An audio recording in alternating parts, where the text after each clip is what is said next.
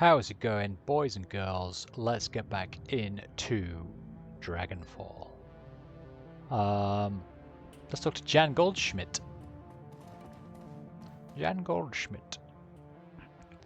Hello, my friend. The voice that comes from the man in the chair is as enormous as its owner. A deep, booming roar, dripping with unrestrained mirth. A fine day for a soy calf, yes? Every day is a fine day. From the back of the store, the voice of the shopkeep cuts you off.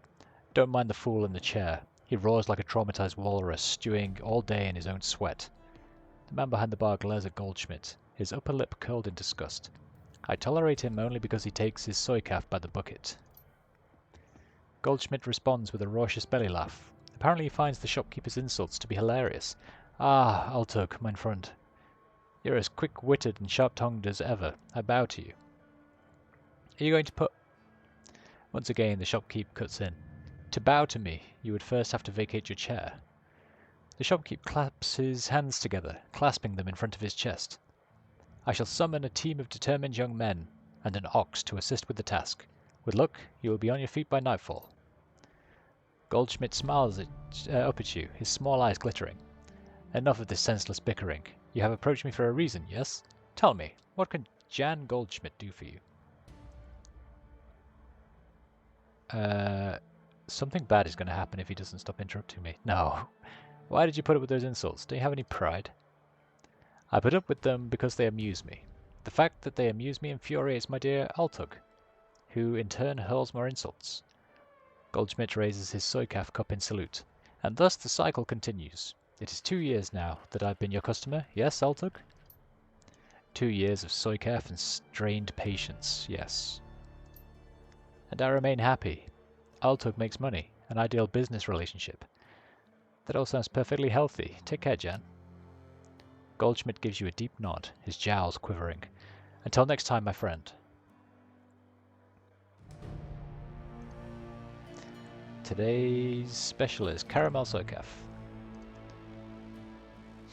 The man behind the counter looks right past you, at the dog following close behind.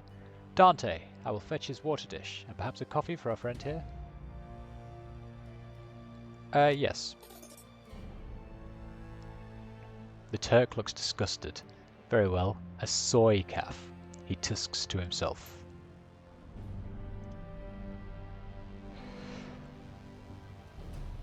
The man behind the counter has the broad smile and open demeanor of a classic Turkish street vendor.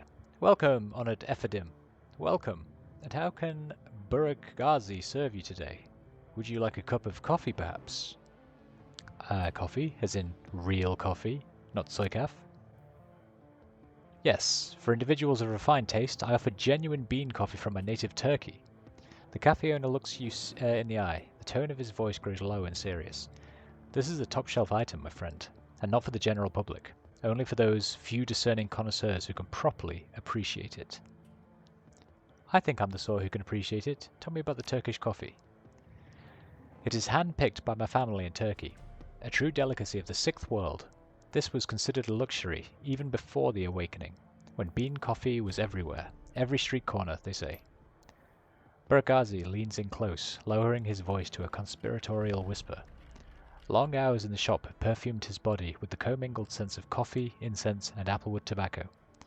Trust me, if your coffee experience has been limited to soy calf, you must not deny yourself this opportunity. You will see God. Go on then. This is a specialty item, delivered at some cost. I cannot part with it for less than 50 new yen a cup. Yep. Very good. Burgazi hands you a ceramic travel cup, which he then fills to the brim with a dark steaming liquid. The scent is intoxicating. Is there anything more that I can get you? Paul Amsel sends his regards. When he hears Amsel's name, the Turk lowers his voice, and his accent becomes less exaggerated. His eyes take on a knowing look. Ah, very good. Please express to Herr Amsel my appreciation of his patronage. If he needs any more catering jobs seen to in the future, I'm always happy to provide.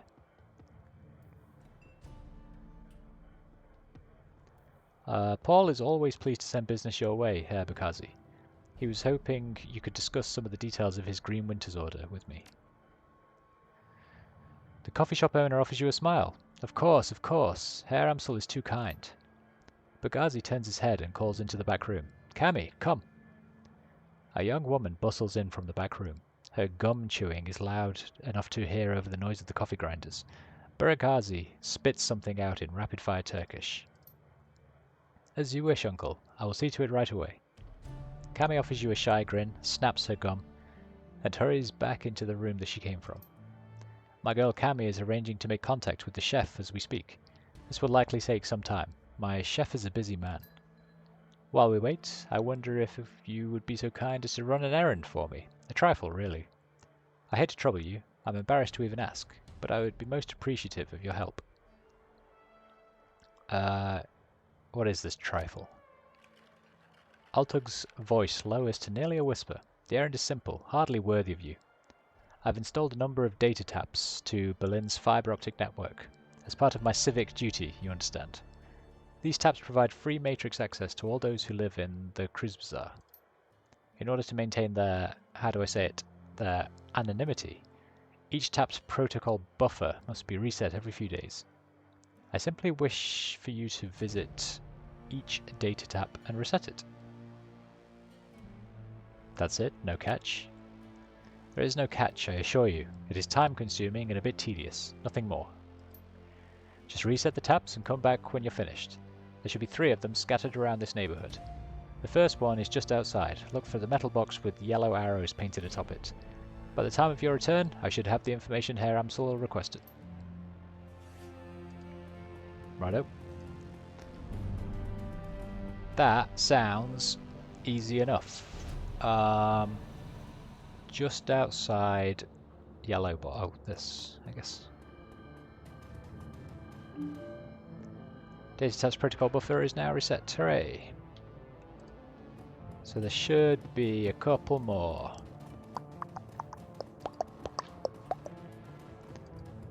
Why don't I have a why don't I have a thingy showing me where to go?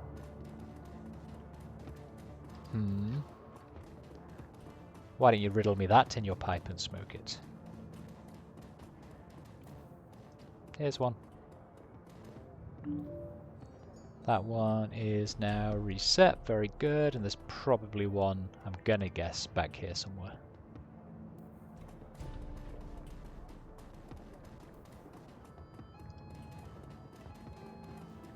Yeah. There it is. Bloop. As you're resetting the data tap, you notice that someone has duct taped a small homemade receiver to the system. An earplug dangles from the receiver. Yeah, why not? The sound of heavy machinery makes it difficult to hear the words that are being spoken. After a moment, you find you can make out 2 distinct voices. A nasal woman who sounds like a heavy smoker, and a man who speaks in a high-pitched, breathy tone. Just heard. Monica. Need to verify. Good for us. A sound like a conveyor belt starts adding to the noise of machinery, and you can't make out anything else until it comes to a stop a minute later. Think our next step. Wait. Isn't ready to make a move yet. To be patient. See who steps up. Could be someone more. More conveyor belts start up. All you can hear is the sound of machinery. Some sort of motorized vehicle starts up, drowning out everything else. A bell rings loudly again and again. It sounds like a telephone. You hear the sounds of a door slamming shut, and the noise of machinery is suddenly muffled. There's a rattle of plastic, and the ringing stops. The nasal woman's voice can be heard in a sing-song tone. Guten Tag, may I help you? Silence. Her tone changes, becomes more businesslike. I heard. Silence. Yes, he knows. I told him it wasn't time to make a move yet. Silence. What do you think I am, an idiot? The council needs to meet again. Silence. I know. Getting everyone in the same room is challenging. Getting them to agree on a course of action is going to be even more challenging. From my perspective, the Krizbazar was only stable because of her. If she really is out of the way, Well, we'll see, won't we? Silence. Yeah, I know, I know. What can I say? Things go slow in the flux sometimes. You hear the sound of a door opening again, and the cacophony of machines fills the line. You can't make out anything more. Intriguing.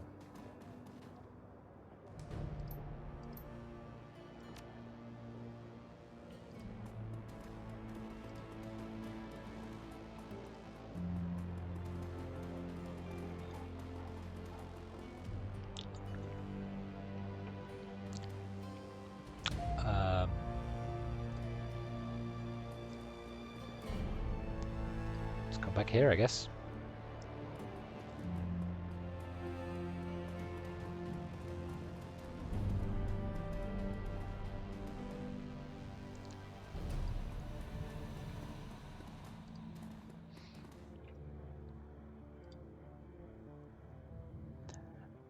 Altug smiles at you from behind the counter. Welcome back, honoured Ephedim. How may I serve you? I finished with your little trifle, Herr Bakazi. Brakazi. Ah, very good. I assume you had no difficulties?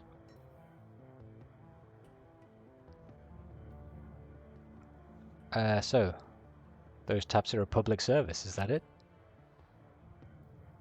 It's the least I can do to give back to our little community. But with a minor effort from me, all in the Cruz Bazaar may enjoy free access to the Matrix and high-speed communications. All for the greater good, huh?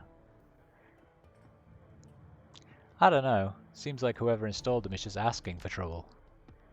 He frowns and shakes his head, but his eyes are watching you closely. No, clearly you're mistaken. For 300 Nuyen, I can tell you how to disguise them better. Buragazi raises an eyebrow and pauses for a moment, considering.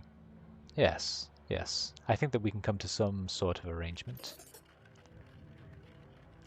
A few minutes and a diagram scrawled on a napkin later, Buragazi nods at you. Yeah, that should be doable. I thank you for your expertise, and for your discretion. Don't tell your secret to your friend.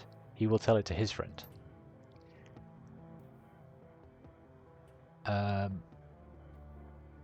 Given our recent conversation, I would assume you had no difficulties. One of the taps had been modified a bit. Someone was using it as a surveillance device. He laughs. Of course they were. I would be surprised if they weren't. This is Berlin, after all. In the flux, everyone spies. If you do not spy, how will you know who is in power and who will be in power next? If you were to stay here, Ephedim, you must get used to it. Who enters the Turkish bath will sweat, as my uncle Tadim always says. Nevertheless, I have one of my people look into it. Wait, there's something more. I listened in on the tap and heard something. Might be important. He eyes you closely, amused. Oh ho, tell me, O listener at keyholes, what did you hear on this surveillance tap you found?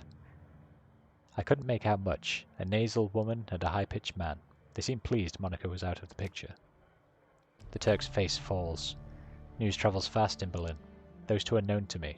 Is there more? The woman got a call. She talked about a council meeting tonight to decide if they should make a move. Then she was drowned out by heavy machinery. He nods grimly. Most excellent. It is indeed fortuitous that you discovered this information, though it's not unexpected. I will have one of my people attend this council meeting and report back. I'm very interested in this, so let me know what happens. With that out of the way, let us return to our pressing business. He barks a stream of rapid-fire Turkish, and the gum-chewing young woman comes hurrying out to the counter.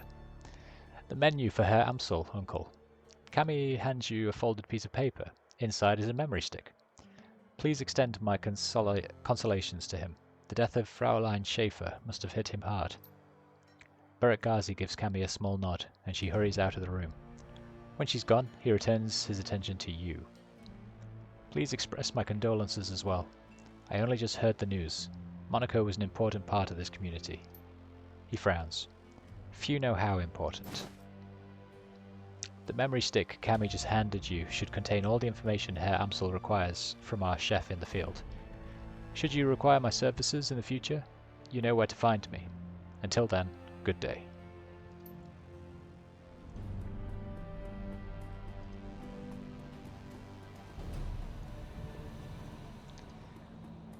Right, let's go turn this back in, shall we? Who's this? Did I talk to her last time? Welcome back. Nope. Not interested in the slightest.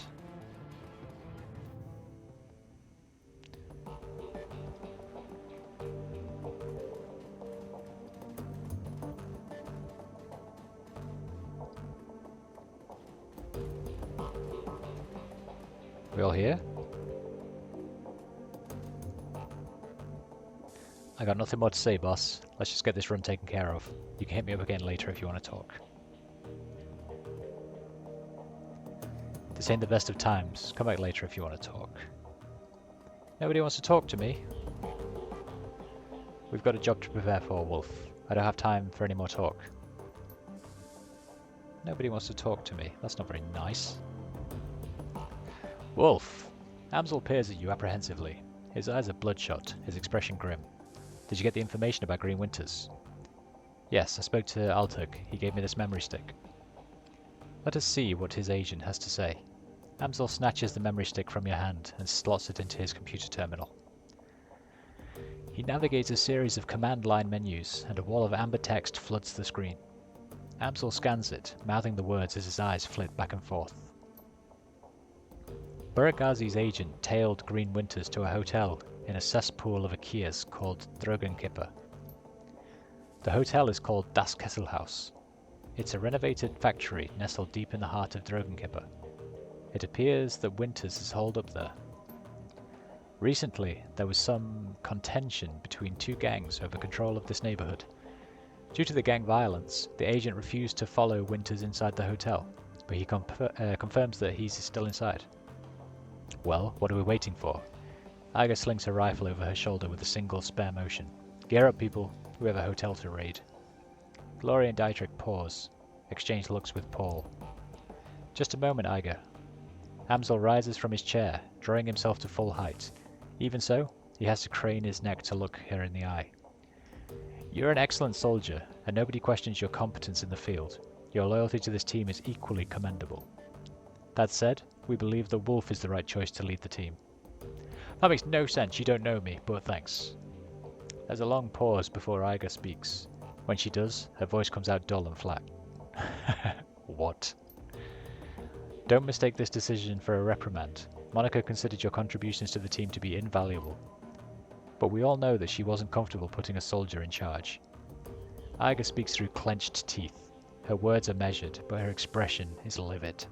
This is unbelievable. You want to put the rookie in charge? Again? She shakes her head. Don't you people learn from your mistakes? Wolf is the reason we're still alive, Igar. He kept us together.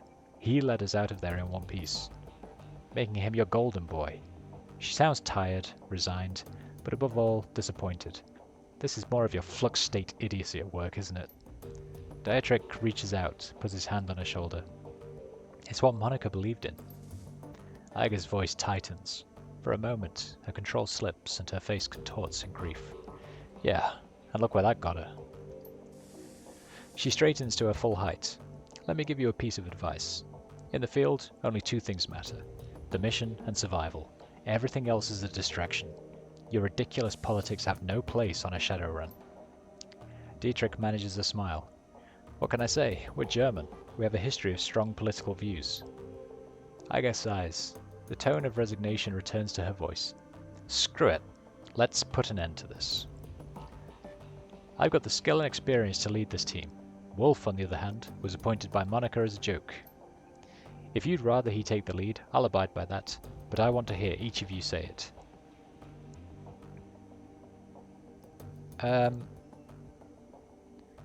I've no quarrel with you, Iga. I'll do as the group wishes. You stay out of this. She stabs an armored finger into your chest, hard. The moment she raises her hand to you, Dante's ears lay back and he lets out a low growl. Reflexively, she takes a half step back. I think we've heard what Dante has to say. As for my part, Wolf saved our lives back there. You may not believe it, but he did. The way I see it, that means I follow his lead a while longer. Gloria's voice is uncharacteristically gentle. I trust in Monica's judgment. Therefore, I trust in Wolf's judgment. The discussion is finished, Igar. Amsel speaks softly, but his tone is firm. Wolf will take Monica's place as leader of the team.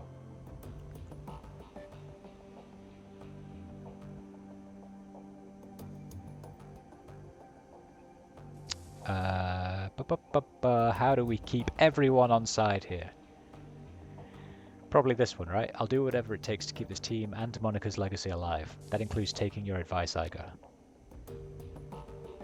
Igar gives you a small nod. That's big of you.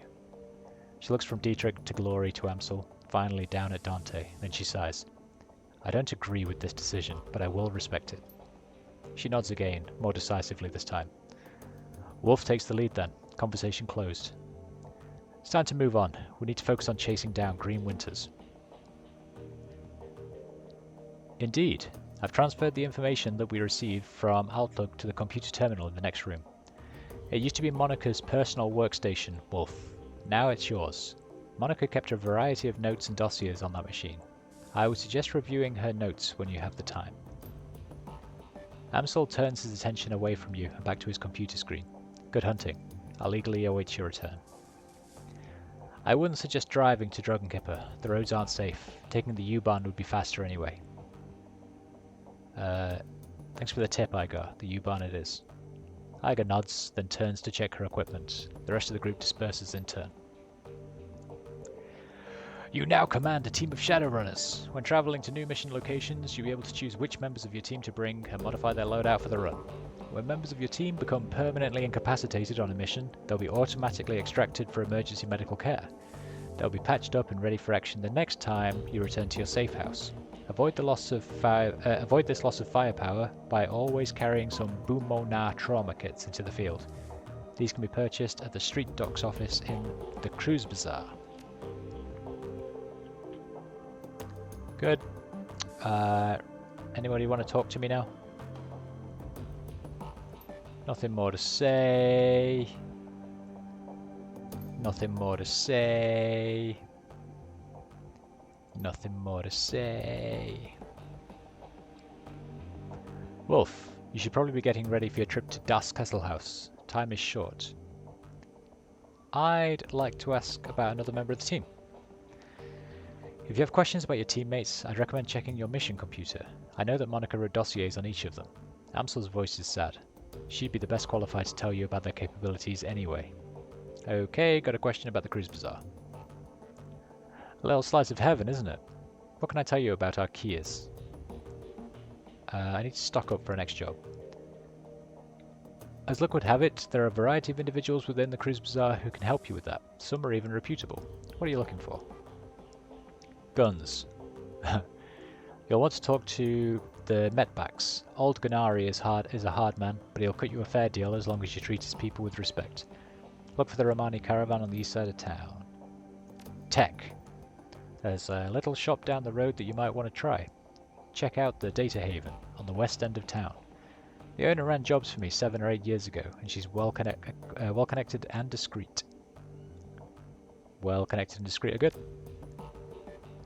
Cyberware. If by decent you mean competent, then yes. Around the corner, you'll find a clinic called Triage. The owner, Dr. Esquibel, is a cyber surgeon of some renown. He can see to your needs.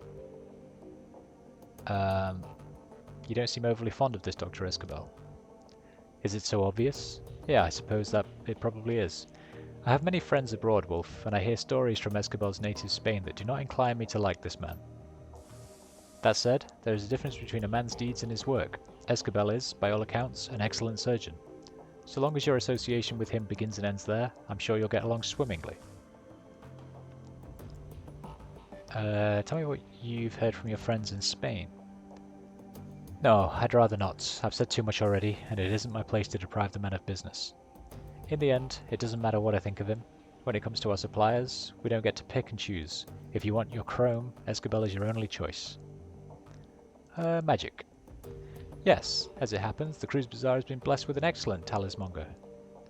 Search for an unmarked shop with black curtains on the east side of town. The proprietor is a wonderful man with an encyclopedic understanding of the arcane, and his assistant is quite lovely as well.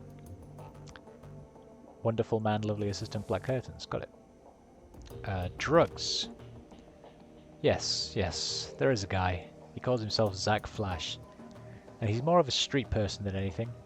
If you're looking for drugs, he's the one you should talk to. He can get you what you need if you're willing to put up with him. One can usually find him crawling around the U-Bahn entrance in the northwest. Cafe! As luck would have it, there's an excellent soy calf shop just outside. If you're willing to splash out, the proprietor, Mr. Altug Burak Ghazi, has genuine coffee from his native Turkey. Such luxuries are rare, even in Berlin, but it's worth the cost if you can afford it. Can you tell me about some of the other people in town? Very well, where to begin? Samuel Beckenbauer is a good man, perhaps a bit xenophobic, but this is to be expected. He stands up for the rights of the goblinoid races, the orcs and the trolls, yes? And they have been more vilified and victimized than any other metahuman breeds. What is important is that he's a leader and a healer, and that he helps people. In the soy calf shop, you'll find Jan Goldschmidt. I tell you that you will find him there, because he never seems to leave the place. Every time I go for a coffee, he's there, sipping on soy calf.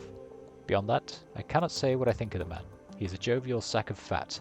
Perhaps if you speak with him, you can learn something more.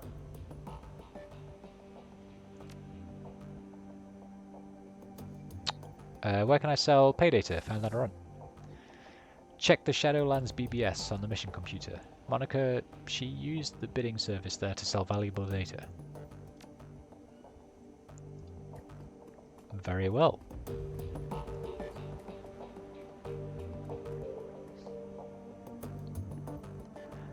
Your workstation and mission computer, the command center for your team's operations, and your last link to the memory of Monica Schaefer. Her thoughts and words live on in the machine. At times, it's easy to forget that she's gone. The cool blue tones of the workstation's main menu fill the screen. A blinking message in the upper right corner notifies you that you have no unread messages. You have no unread messages. The screen flickers to life and Monica's face appears. Her hands are on her hips and she's wearing a wry smile. Hey, Ace. If you're reading this, it means I've either died or stepped down. Hopefully the latter, but probably the former. Not many Shadowrunners make it to retirement age. In any case, I'm sure that you'll do a fine job in the role. If you need anything, talk to Paul. He's a good man, and he knows how important it is to me that you take my place. One last thing, Ace. Iga might cause you some problems. In fact, I think it's a fair bet that she already has. Just remember, she brings something to this team that nobody else does. You'll want her on your side. My advice to you is this. Hold your own with her. If she pushes you, push back. Don't try to butter her up with flattery. She'll see right through it. Most of all, do what you can to earn her respect. She'll never be satisfied following you if you don't give her a better reason than because Monica said so. I have faith in you, Ace. It's up to you to justify that faith.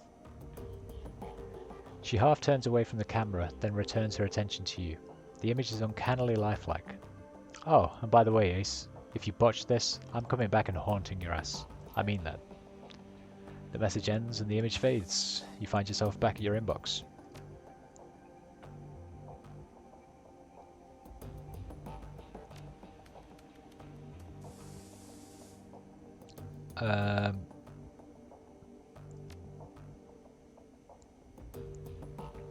Killer in Seattle. Anyone else reading about this? Guy's got a Lone Star contract and they can't catch the guy. This Emerald City Ripper has been on a spree, and so far no one has a clue.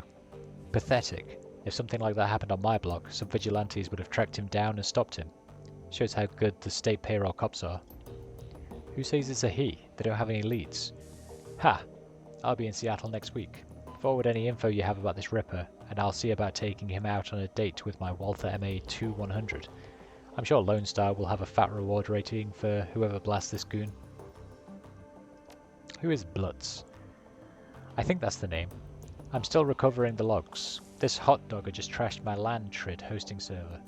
Sounds like some kid pissed over his cartoons getting cancelled. Left a bunch of garbage files all over my disks, and I'll be cleaning them up all day. They should make you pass a dumbass test before you're allowed to deck in this town. Step up your security. Write some white IC programs if you can. At least make the kid's hair stand on end for a few hours next time he tries it. Just make sure that your IC is quick. Heavy-hitting IC is no good if it can't catch up with an intruder, a fact that I take advantage of on a regular basis. Always running, ACW? Like clockwork. If you two are finished, I did have IC on the thing. Tracked the hole down. Grocery store across the street was piggybacking on my LAN, and they left an unsecured jack point in the bathroom stall. Old as hell maintenance jack in a fuse box, and my security ignored it. Mystery solved. Shadowland isn't your personal tech support board, Lumens. Glad to see you fix your own problem. Only way you're gonna learn.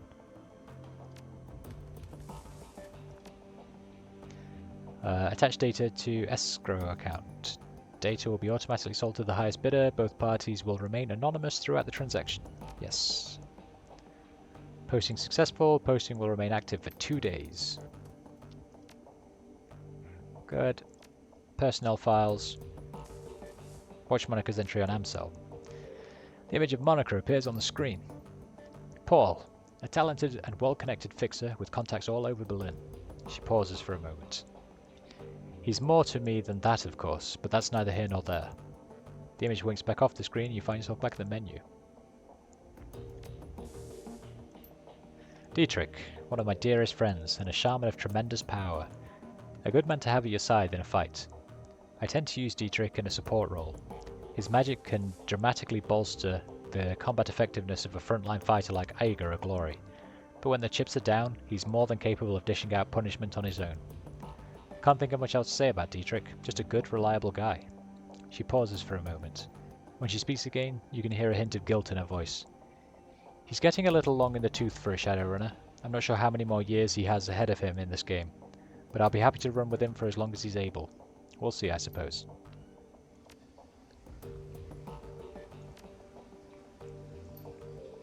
Glory, our damaged enigma. I've known her for almost 5 years now, but I don't think that I'll ever really know her. Somehow, I doubt that anyone will. On an operational level, Glory's solid. That chrome of hers may be old, but it gets the job done. I've seen her take a troll apart with her hand razors, and when her adrenal pump is running, she moves faster than anyone I've ever seen. On top of all that, Glory's a competent field medic. I don't know where she learned medicine, yet another question mark, but she's patched me up at least a dozen times. Between her skill with the medkit and Dietrich's magic, we haven't had much trouble with serious injuries, and in our line of work, that's a luxury. Monica pauses for a moment, then shrugs. That's really all I know about Glory. She keeps to herself, barely talks, and spends most of her off time staring at nothing. I've seen this kind of behavior before, of course. Something bad happened in her past. Deep down... Fuck. I don't know, maybe someday she'll open up to me. I like to think that she will. We'll see, I suppose. I missed the end bit. Deep down, I think she's still running from it, and I'm sure that her cyberware ties into it somehow. Aiger. The image of Monica winks onto the screen. Aiger. What to say about Aiger? She's smart, she's strong, and she's one hell of a soldier. In a close-up fight, I've seen her take apart an entire security team with a shotgun, and she's even more dangerous at range. It's a handy thing having a trained sniper on the team. All in all, we enjoy one hell of an advantage thanks to her. Unfortunately, there are some disadvantages too. All of that military training has left her, how to say it, rigid, I suppose. Unlike the others, Aiger isn't content to go with the flow. She wants lists and maps and timetables. She wants a hierarchy, and she wants it formalized. I don't think she realizes, but giving her what she wants would destroy this team. Glory and Dietrich wouldn't put up with it for more than a day or two. I know I wouldn't, but she keeps on pushing all the same. Monica shakes her head. One of these days, this situation is going to come to a head. I just hope that it doesn't happen soon. Wolf, my secret weapon. I've run enough with Wolf to know that he's trustworthy. Good in a fight too, but beyond all of that, it's good just to see him again. There aren't many people left from the old days, far too few, and Wolf, well, he was always the best of them. She takes a deep breath, then shakes her head with a sigh. God, that was sappy. Mental note, re-record this before Wolf gets a chance to see it. At any rate, if anything happens to me, it's good to know that he'll be on hand to fill my shoes. It's not what Aiger would want, but it is what would be best for the team.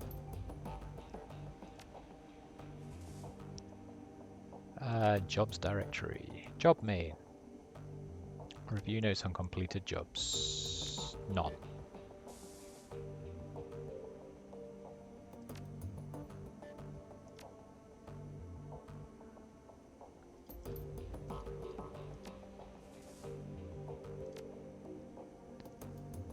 That was the terminal I was supposed to use, right?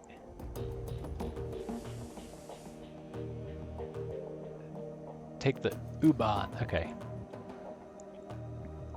Any of these want to talk yet? They do not want to talk. Let's get out of here. Where's my pooch? Is he coming? Where is he? Poochie! He just wants to stay there. Okay. Okay.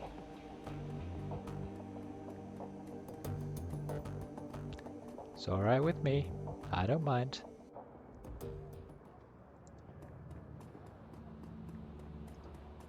Do you want any more,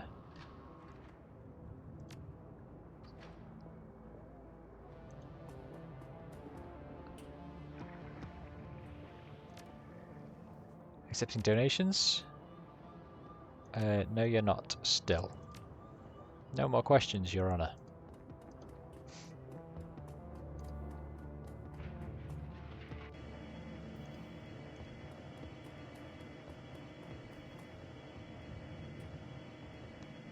Assemble the team and travel to Darskistle House to search for Green Winters.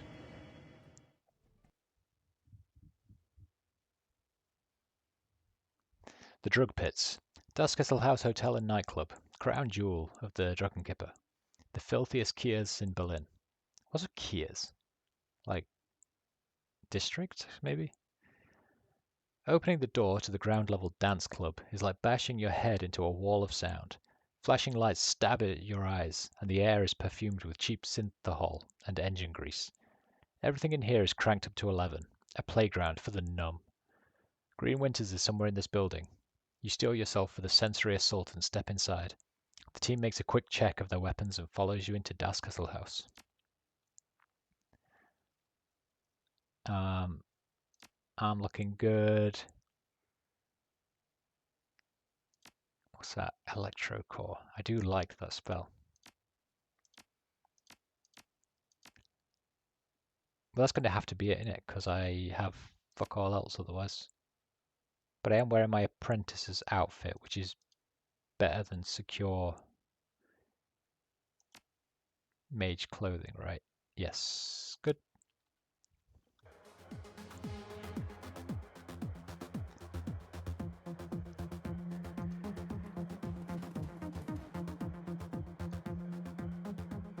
The troll working the door might be the shortest you've ever seen, and the thickest.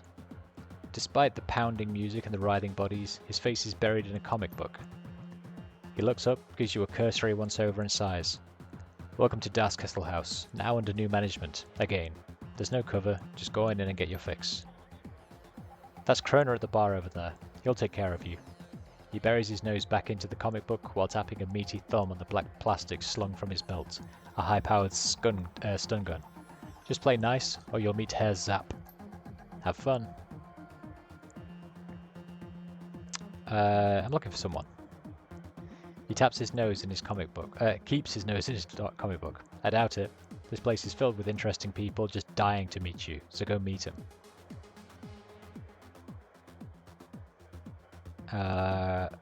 His name's Green Winters. Know him? No. He puts his comic down and his voice slows to a crawl. He makes a point of enunciating each word. I point people to the bar. If someone starts trouble, I give them a taste of Herr Zapp. That's it. That's all I do. Okay, you are a very pleasant young man. What do you want? Who do I talk about getting a room in the hotel? His eyes never leave the comic book. Do I look like front desk clerk? Hotel's closed. Renovations. You want someone to crash? Go somewhere else.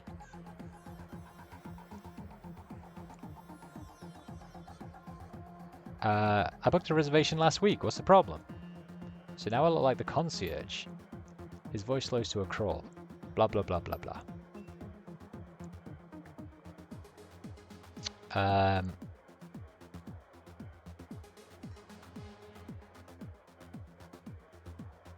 Look into my eyes, sweetheart. You really want to go down this road? The bouncer's hand tightens on the butt of his taser. Then he takes another look at you, sighs, and drops it to his side. Look, I'll tell you what. If you want a room, you can pay. And I mean pay. Go talk to Frank. He can hook you up. You'll find him on the VIP lounge, way back there on your right. Just leave me out of it.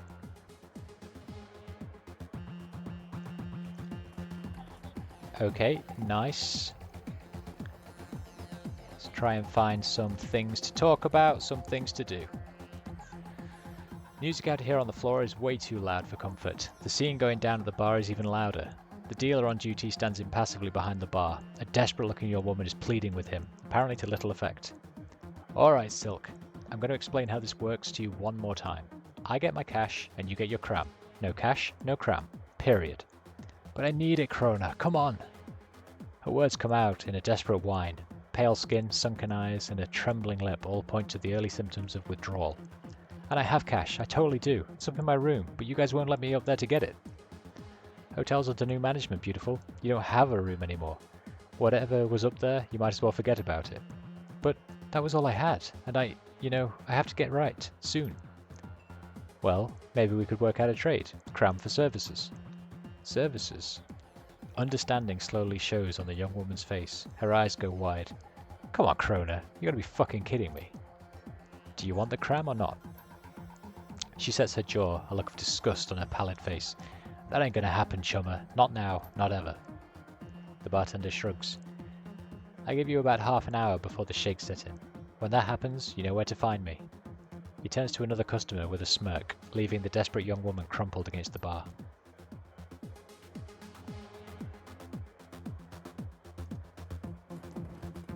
Expensive bottle of scotch. From the colour, you guess that the contents are at least 50% water.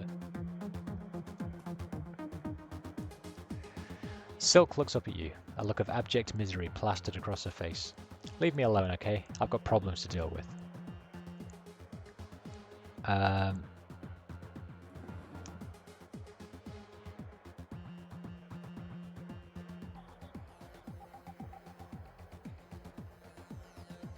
cram habit's a rough thing to shake. I know a place that can help you get clean if you're interested. Who? Said that I wanted to shake anything. She gives you a sour look. Look around you. Like what you see? Of course you don't. My life is better on cram. Why would I ever want to stop?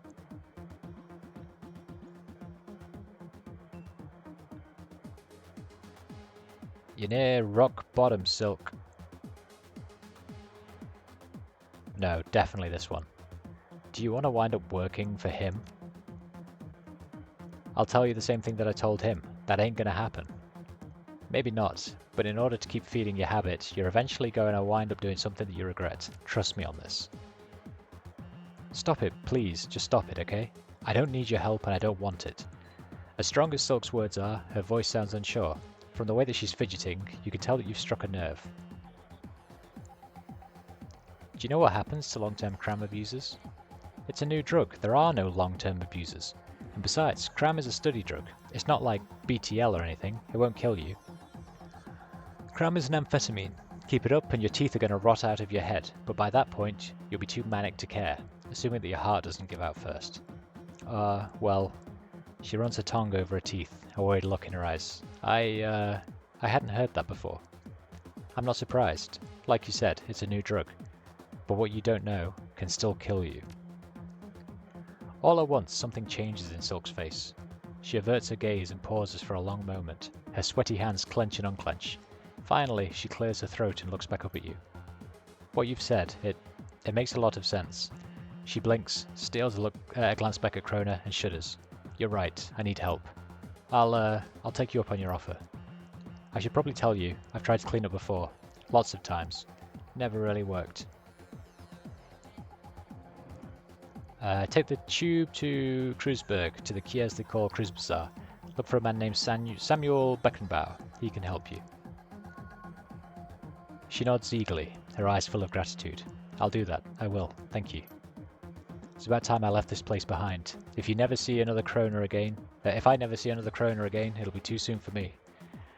Wish I could get my stuff back from my room first, though. Stupid gang closing the whole hotel.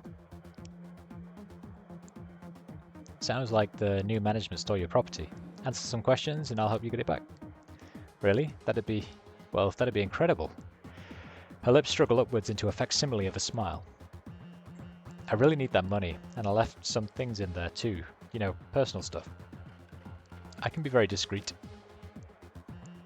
My stuff should be up in room 304. That's where me and Nadia and Sarah were staying until, well, you know. I'll be waiting right here for when you get back down. So what does she need to know?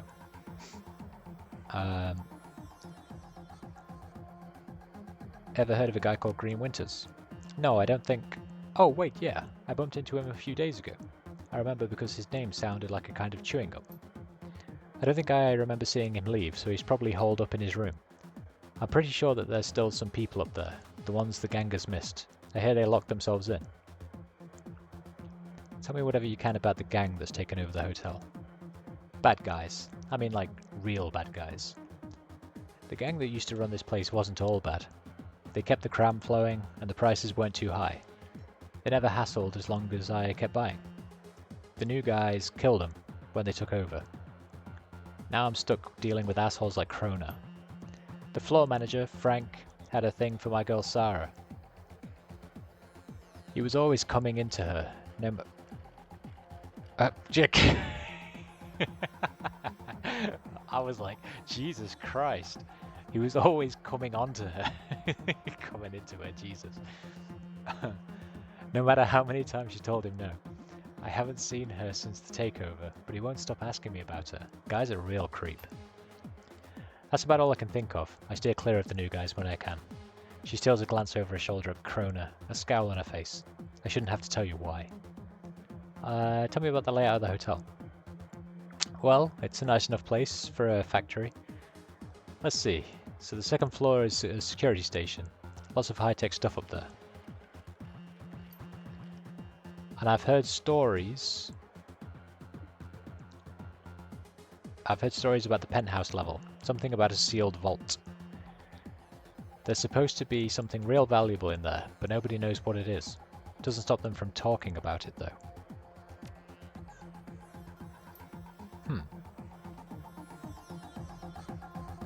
New guy, huh? Ain't seen you around here before. What can I get you? Looking for Green Winters. He looks at you suspiciously. Think so? Might be staying upstairs. What can you tell me about him? Nothing. Just that someone with that handle checked in about a week ago. Still here, I think. Now, do you want something from the bar, or are you just here to waste my time? I overheard your conversation. Hey, if she wants her cram, she's got to pay, same as anybody else.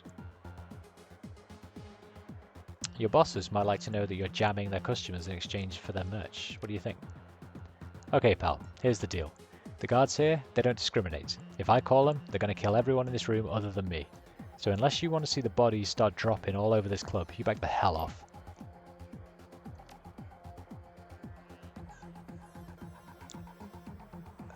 And then he's just got a shitload of cram that I do not want. I'm leaving.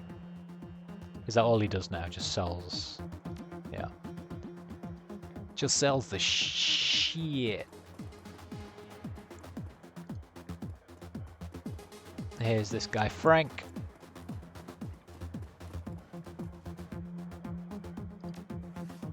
How often does this game save, by the way?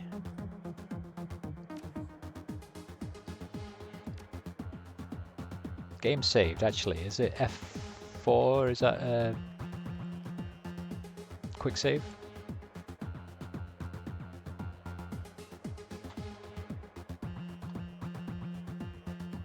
F5 is quick save. Let's keep a note of that.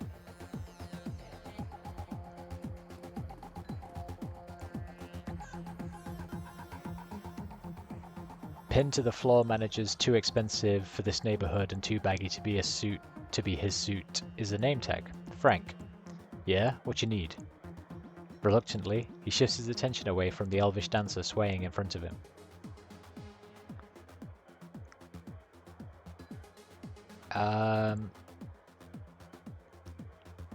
Sarah needs your elevator key. She says it's important. Frank's eyes go wide. Sarah? She needs something from me?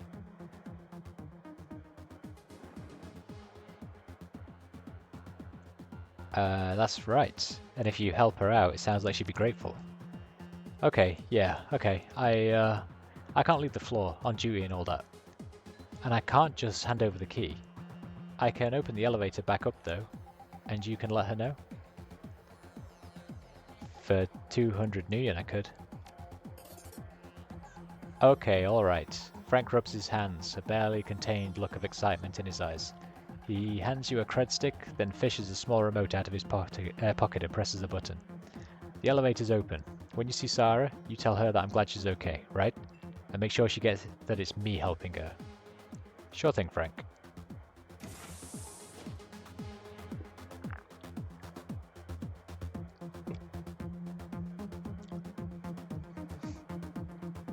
Awesome!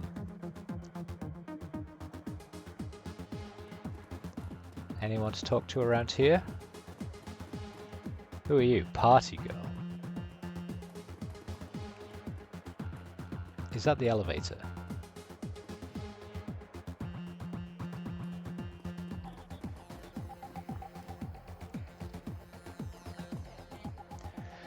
The girl in the corner is a model stim junkie, all wild eyes and nervous energy. She greets you with a smile so wide as to border on the grotesque. Hey, good looking, you want a party? I am always down to party. Alright, my kind of guy. You got cram, right? I just love a guy that's willing to share. Sorry, I'm not carrying any. Well then go get some, okay? At the bar.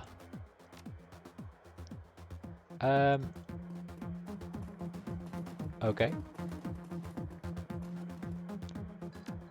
I would like to buy some cram, please.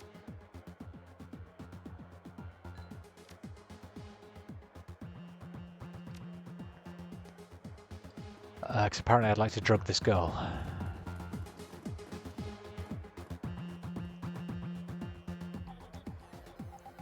Cram's on me. Hey, alright. The girl's hand snakes forward with alarming speed. In the blink of an eye, she snatches the cram inhaler from your hand. With practiced ease, the girl snaps the cap off the ampoule and raises it to take a hit. With a practiced hand, she injects a squirt of the orange liquid into the corner of each eye. Her whole body begins to shiver as the drug kicks in. Oh, that is so much better. I feel alive again. So, how long have you been partying here? Oh, a real long time. I go where the cram flows. She raises the hand to her lips to stifle a high-pitched giggle. You know? Yeah, this is a really great place. Well, it was better a place before it got taken over. But it's not too bad now. It's still got cram, right? How do you like the guys that run this place? Oh, they're terrible. The worst. Loud, violent dreckheads with grabby hands. But they have the cram, so what are you going to do? The gang that used to run this place, now they were classy. They had this awesome stuff. It was like, if Cram and Novacoke had a baby, that's what it would have been. It was dreamy. Heard anything about the hotel upstairs? Oh yeah, lots and lots of people say that it's haunted. It's like, there was this little girl who died in one of the rooms back in the early 2000s. I think she, like, drowned or suffocated. Or maybe she fell out of a window. Oh no, wait, I got that wrong. It was a little boy. Anyway, he haunts the hotel, I think. Or maybe it was a giant bug. Is that the story I'm thinking of? I don't remember. Oh, and I remember hearing stories about a crazy troll running around in his underpants. I don't think he had a name. He just ran around and broke things. They were kind of wild before the new gang took over. It's been fun. Gotta get going. Okay, baby. You come back anytime. Just bring more cram when you do, okay? Yes.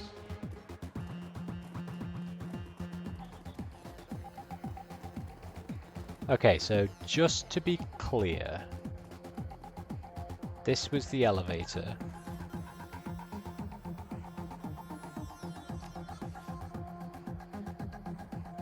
So I need to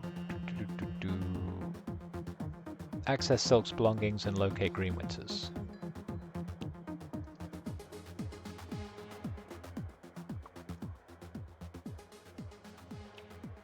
Elevator is mechanically sound.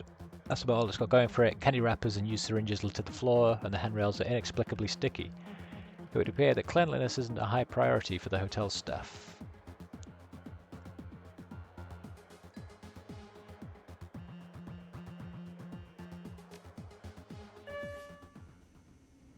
So we have no idea where Greenwinter's is at this point, right? We're just kind of wandering.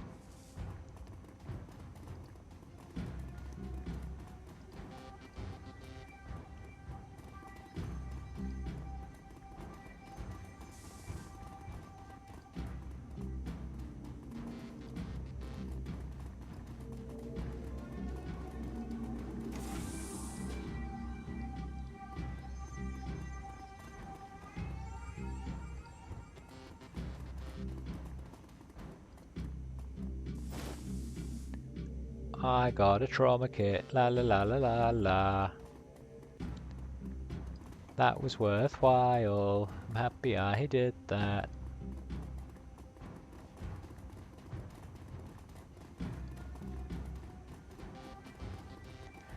This section of wall seems to be buckling under its own weight. The aging wallpaper that lines the rest of the hallway has long since peeled away, revealing the structure of the wall underneath. While the underlying structure is reinforced with steel support struts, you can see signs of rust and metal fatigue everywhere. The entire wall looks like it could give way if enough force were applied. You slam into the wall and it gives way with a crunch. Okay, and what's in here? Searching through the clutter on the desk, you find a small synth leather-bound journal. Leafing through the pages of the book reveals only a couple of entries. Each of them is scrawled in a frantic, barely legible handwriting, with crude doodles filling up the margins. Okay. I know Eddie's up to something. Like, I heard him today talking to that guy who works in the kitchen, asking him where the cleaning supplies was at. I've seen Eddie's room. The dude has never cleaned a day in his life. I'm gonna follow him tomorrow and figure out what his deal is. Maybe he's just selling mouthwash to the hobos in a block down at the old bus depot. Ha ha ha ha.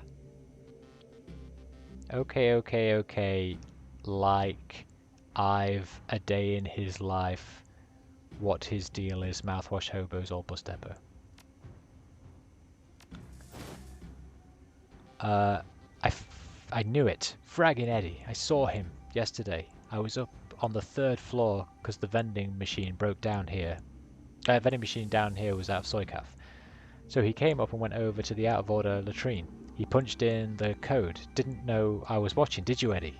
Well, I ain't so stupid. He put in 2478. And I'm gonna stay up and find out what he's doing in there.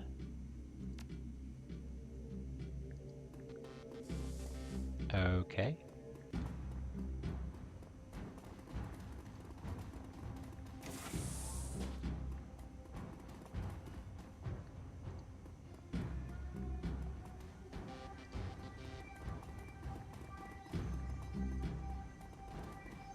So like no way to get into these.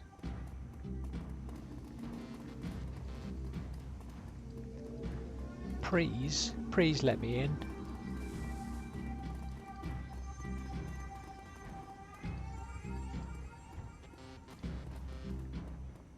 I guess not.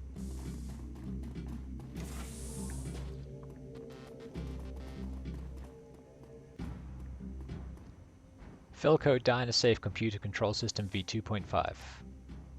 Please input password. Safe unlocked.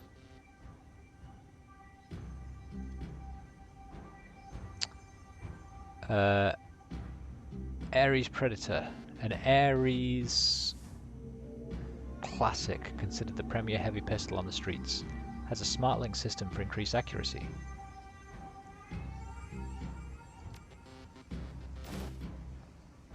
I would like to send it to my stash, please.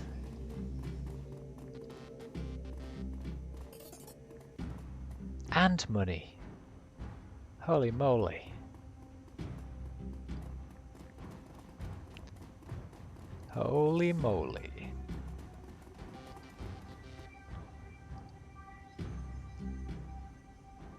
Second floor is employees only.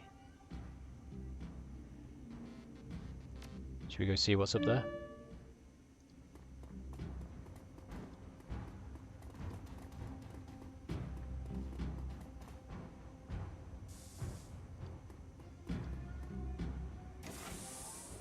Regroup now!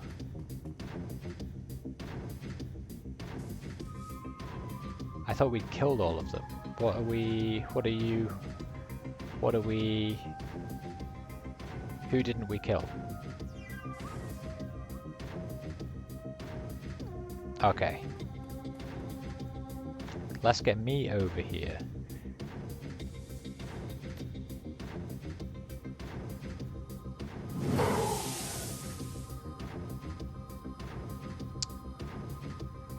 Dietrich.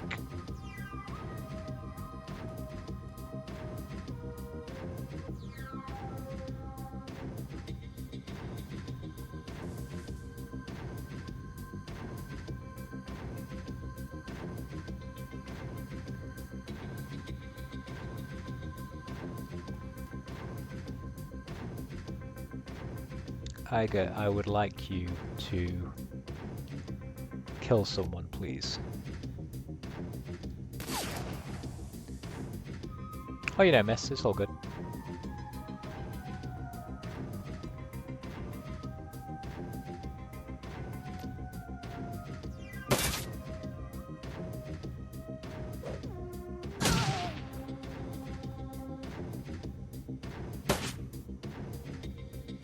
How dare you?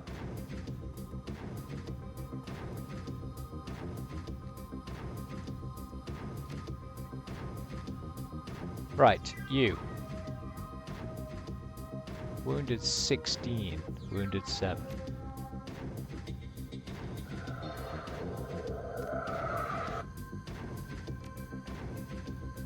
I've got a couple of things to do. We need to heal up our injured companions. First and foremost, right?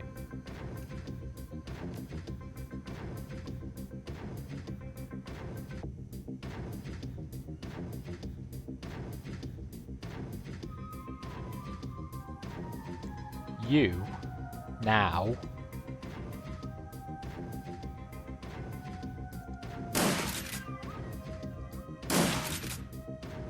kill that son of a bitch, right?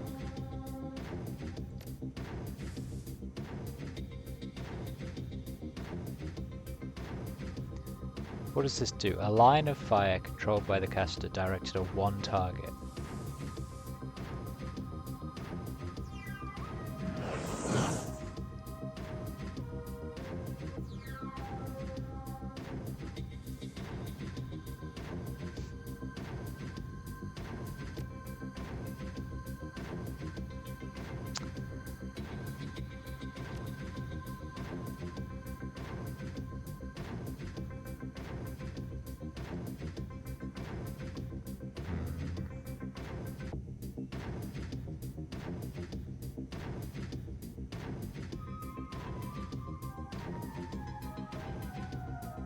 Should we change her to claws and get her up here? And fuck 'em, right? Missed? Are you having a shit kebab?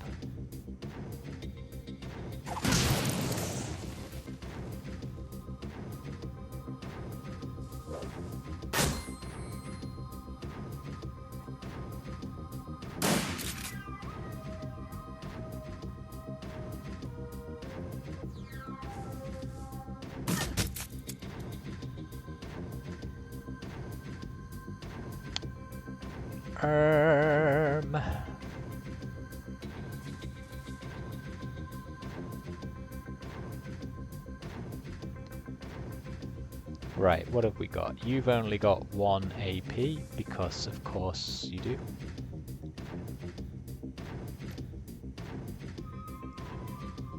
This hurt quite a lot. Let's get the goon boss now.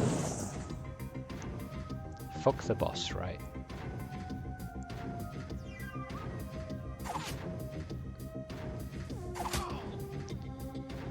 We do need to get both of you down.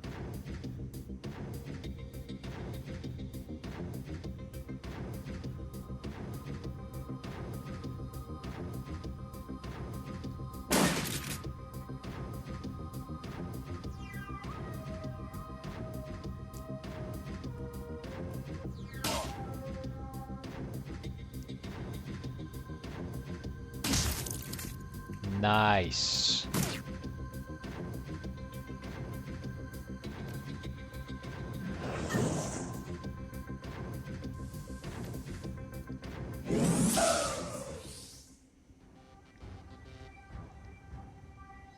Well done, everyone.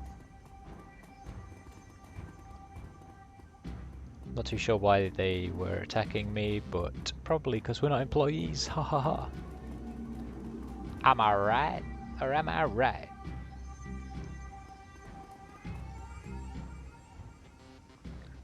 Hotel registration and services. One is search guest register by name. Green Winters. Currently staying on floor 4, room 405. Read the attached notes. Guy in the master suite on 4 asked for his room code to be changed again. Paranoid son of a bitch. Anyway, dude's been renting one of our biggest rooms for months, so I guess I shouldn't complain too much. New code is 1989.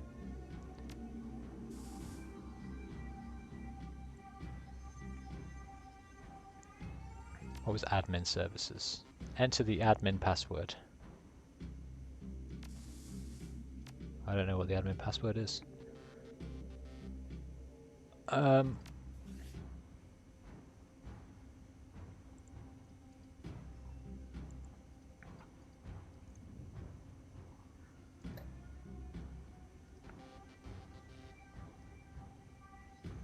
199, floor 3, bathroom code 2478, room 405, Turkish coffee. What room was the woman in?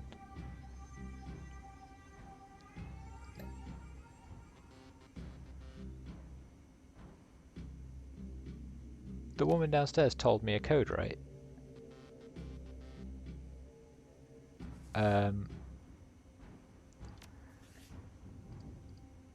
Retrieve Silk's belongings, yeah. What room was she in?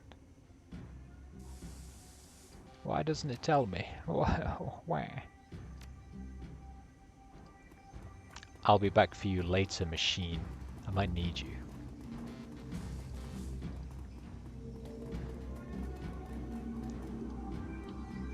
Good, okay. There's nothing else to do on this floor.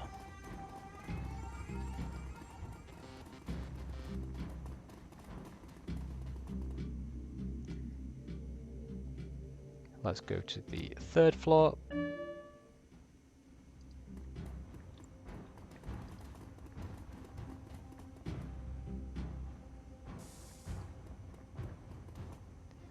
The note reads, do not open. Okay. I will save the game and open the door.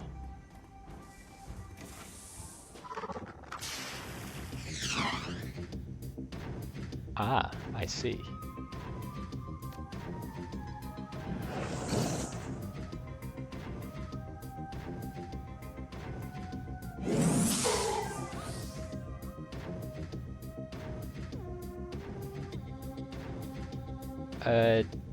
Dietrich, my darling, can you please cast haste on Iger?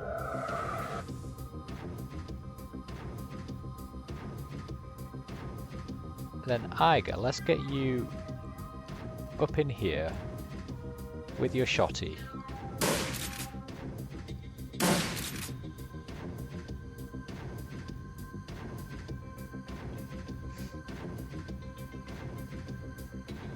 And then let's get you also in here.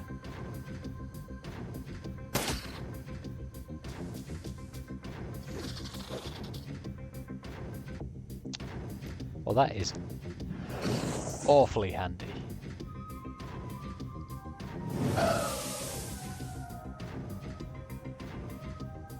Can you finish him off with a thrown attack? Nice. What we got? There's a note on the door. His food is in the crisper drawer. See you next week, Stephen.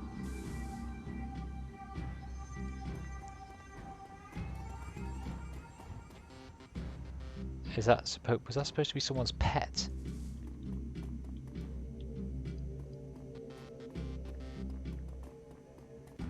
And I didn't get anything for it. What is this outrage?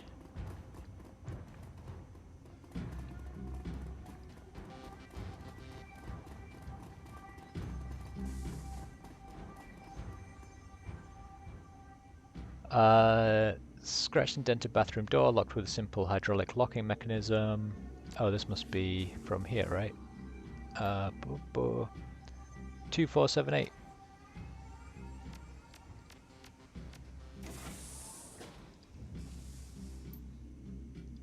The door unlocks.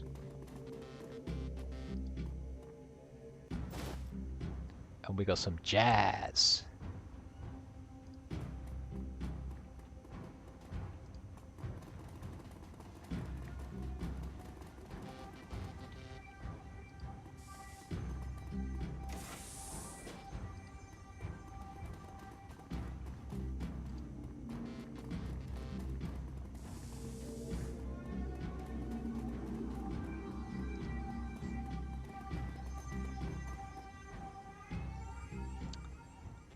The floor at the end of this room is beginning to cave in. A trickle of light spills up through the cracks in the floorboards from another room below.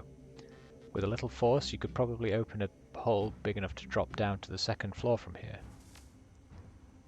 Not just yet, but we will go down there afterwards just to see where we end up, I think.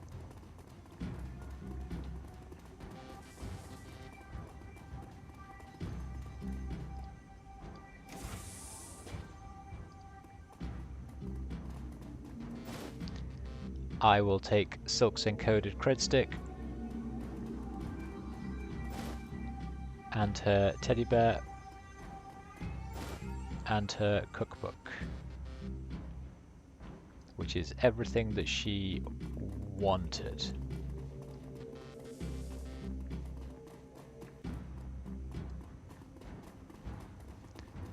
Now we go down here.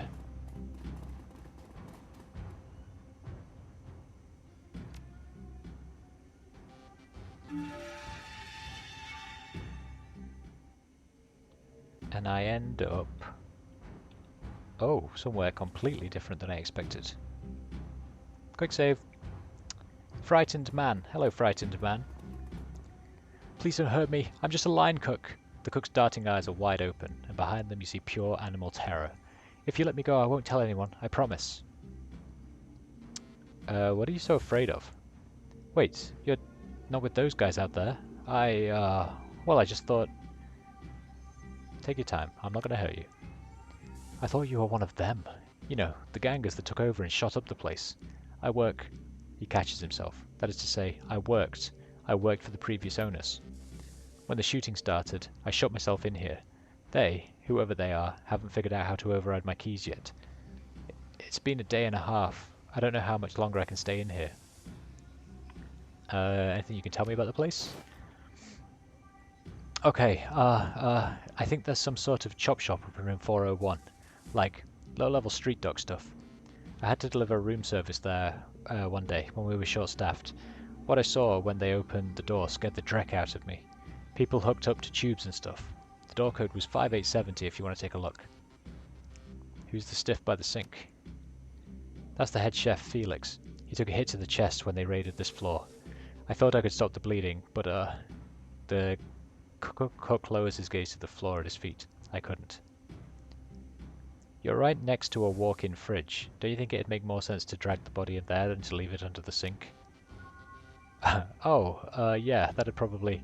He glances over at the body again and swallows. Hard. That's probably a good idea. He's already starting to smell. I need to get moving. Wait, you'll help me get out of here, won't you? I mean, you're not just going to leave me here to die, are you? I took care of the guys outside. You should be able to make a run for it. Thank you. I'm as good as gone.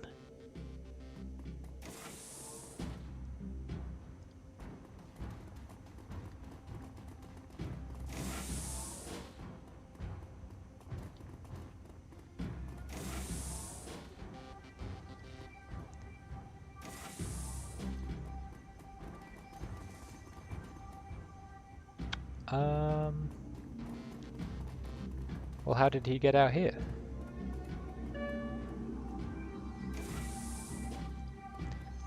Apparently it was that easy.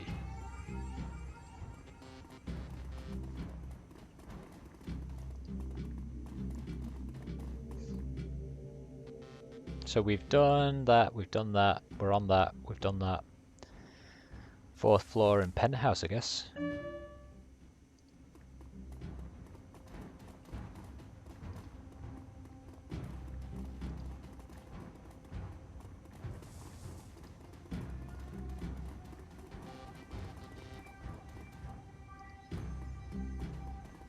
Out in toilets. Out in toilets, my love. Nope.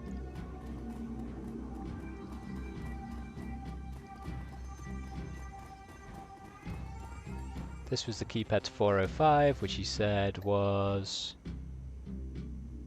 1989.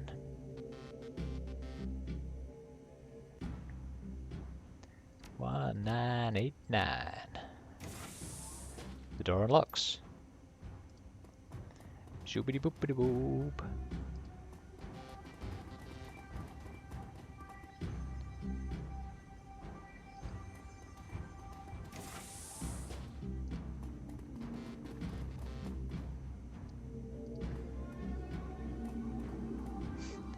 The scene is eerily familiar. The dead man is still jacked into his smouldering computer, his face contorted into a mask of pain.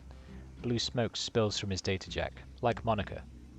And there's something else. The man's outline is wrong. It takes a moment for the realization to sink in. His back is bent at an impossible angle. Jesus. Looks like he convulsed hard enough to break his own spine. Is that even possible? Glory gestures at the twisted form of the on the carpet. You tell me. Iger kneels beside the corpse, bending to peer at his face. Matches the description that Alta gave us, its green winters. She straightens, glancing back over the body before returning her attention to you. This will happen to Monica? I suspect that it would have. We jacked her out in time to prevent it.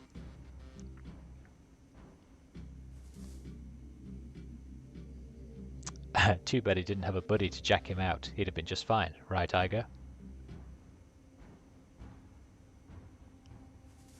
No, I don't want to do that. Hell of a way to go. Yeah, I'm getting that. Iger takes another glance at the broken corpse, and you can see the uncertainty growing in her eyes. I've seen biofeedback deaths before. Never seen anything like this.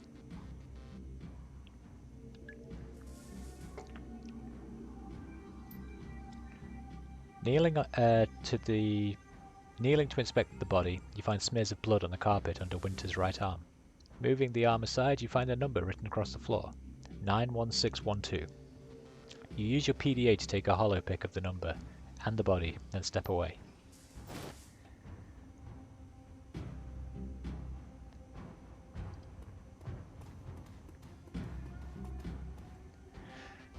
Hanging on the wall is a large, gaudily framed painting. An impressionist landscape, inexpertly rendered in splotches of cheap acrylic. The nameplate on the frame reads Haas Mountains 2011. There's nothing here.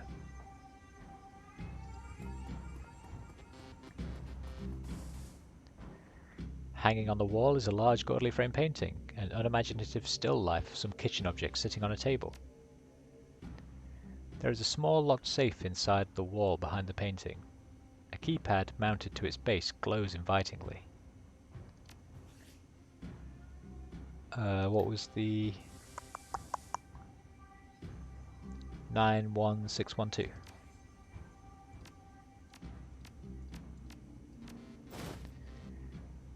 Inside the safe you find a bundle of old, well-worn media discs. The words "Watch Me" have been hastily written on the back of the topmost disc.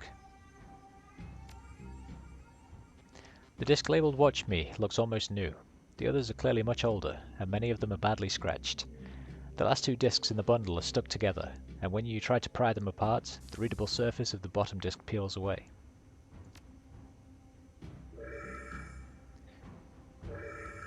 As soon as you finish with the safe, a nearby vid phone rings. Hey there, Chief. Don't hang up. I've got a proposition for you. I'm listening? Sure, why not? You've probably noticed that this building's under new management, right? And judging by the fresh corpses that I'm seeing strewn all over the hotel, I'm going to guess that you don't like the new guys any better than I do. Well, I'd like to make you an offer.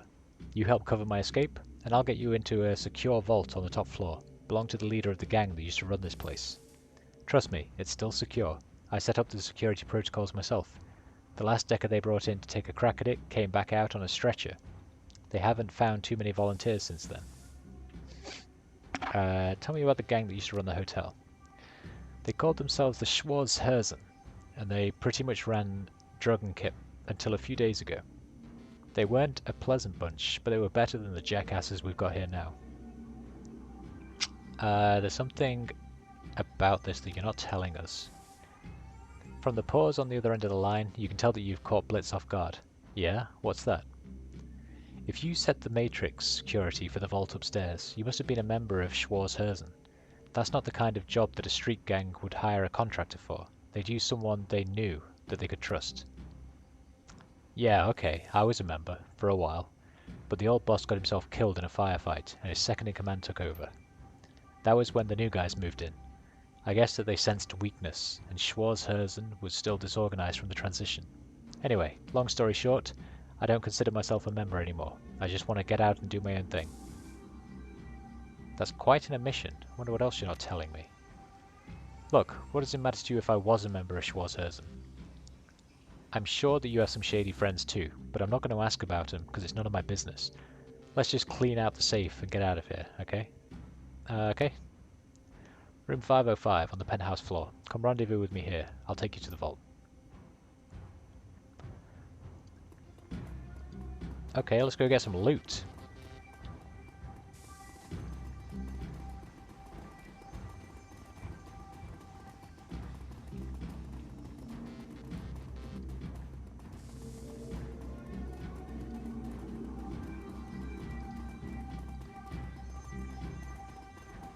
Wait, didn't I go in here? Room 401. Do I have 401? 5870.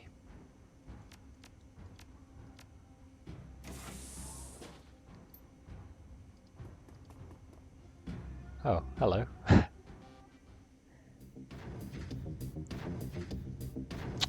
Go glory!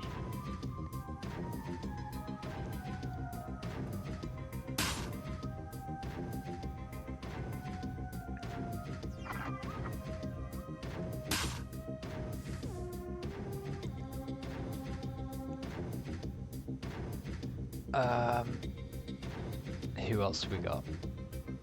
You with your shotgun. Nice.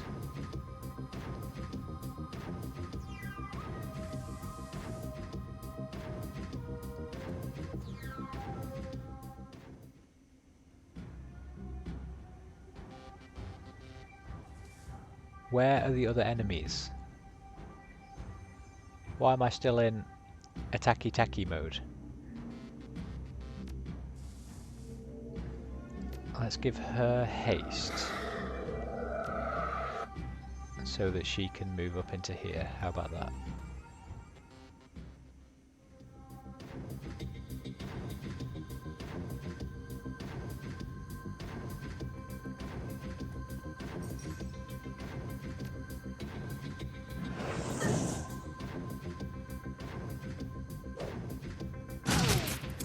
You son of a bitch.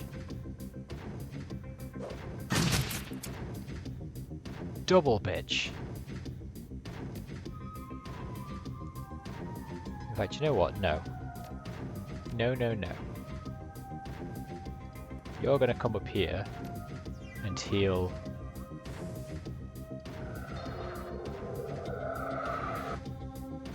her.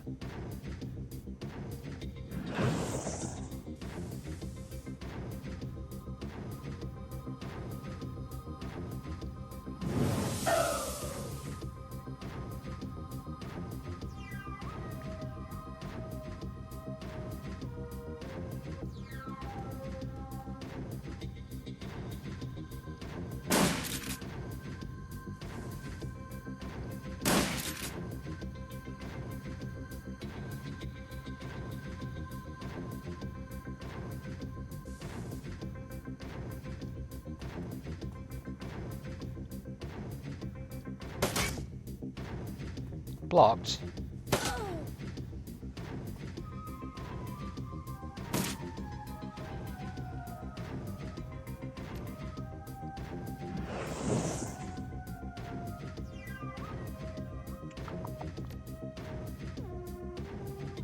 I would like to heal myself.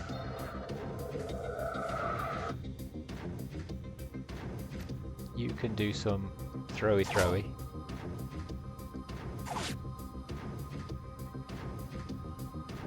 You can do some shooty.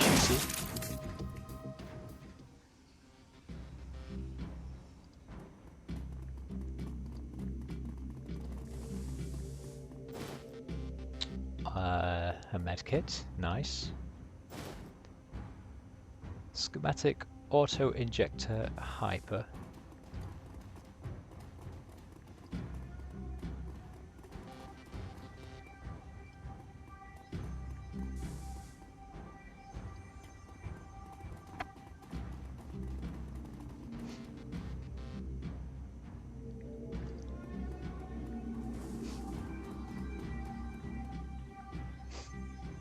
Ba ba ba ba.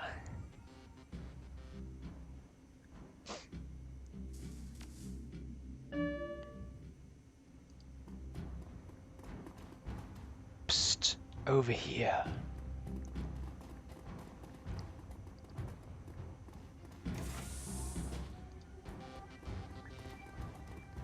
Hello. Knew you'd come. I've always been a good judge of character. Since we're meeting in person, I'll formally introduce myself. He nods his head in salute.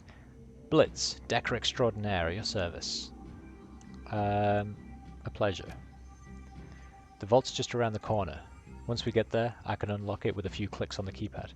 Blitz offers you something between a smile and a smirk. Built myself a back door when I wrote the security system. Never hurts to be careful. Okie coke.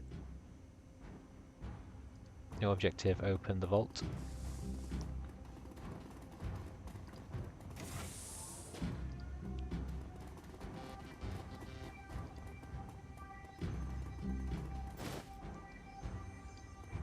Drone repair kit.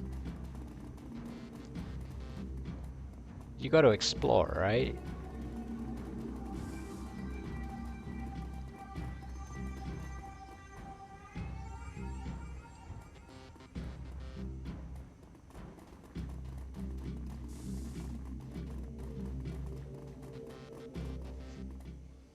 Oh, hello.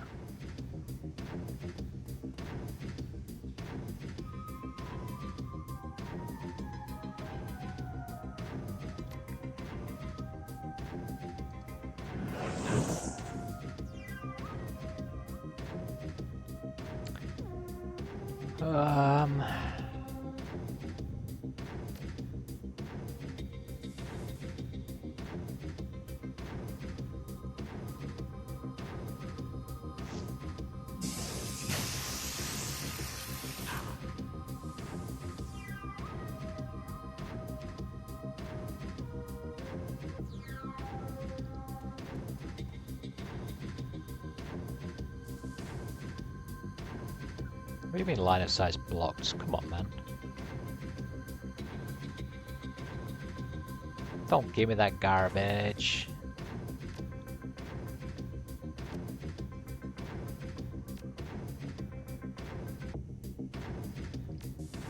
What can he do?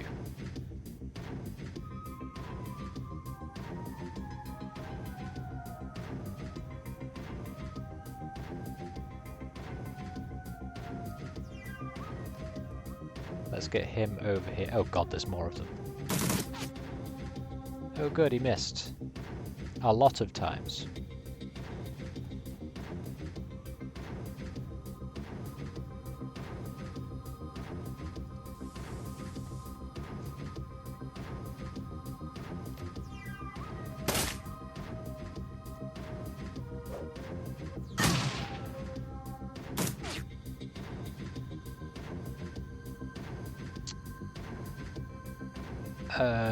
My turn.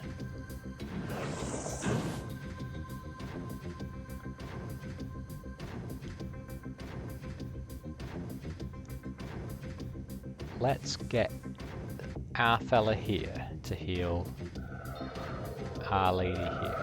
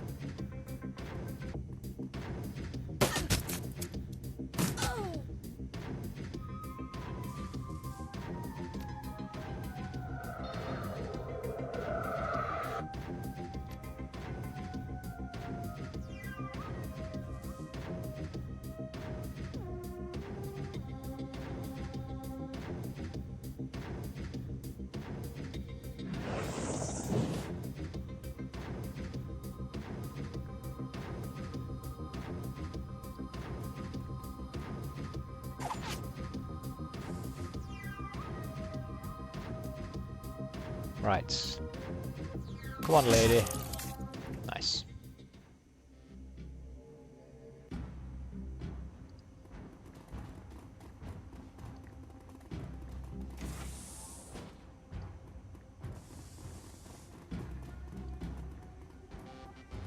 These penthouse suites have much nicer bathroom facilities, don't they?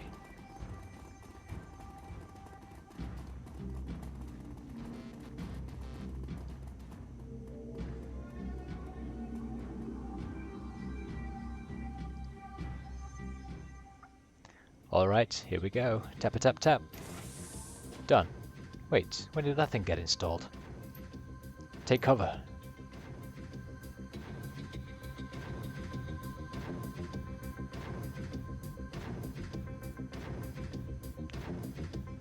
I'm gonna do a quick save, and then I don't really know what that means.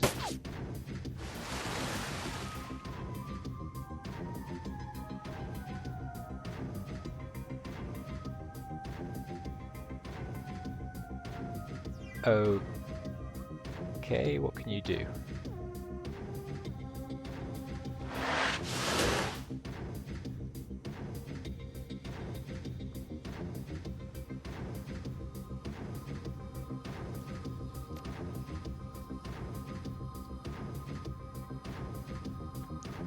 God, you can't do fuck all, can you?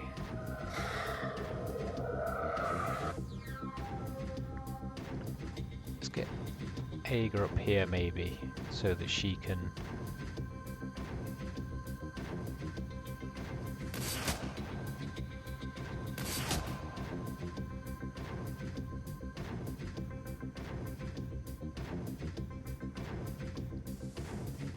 Can you interact with this?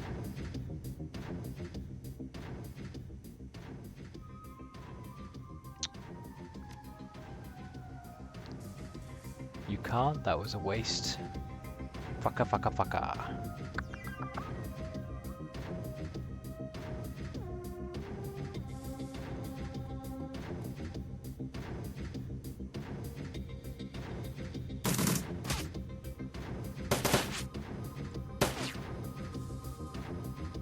Oh, that was lucky.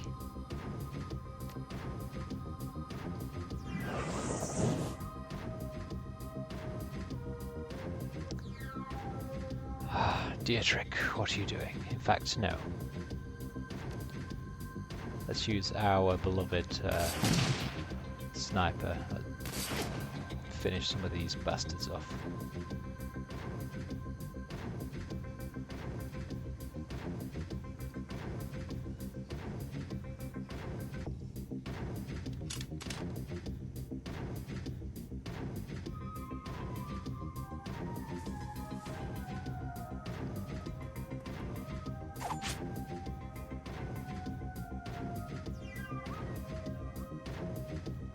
Where did he come from?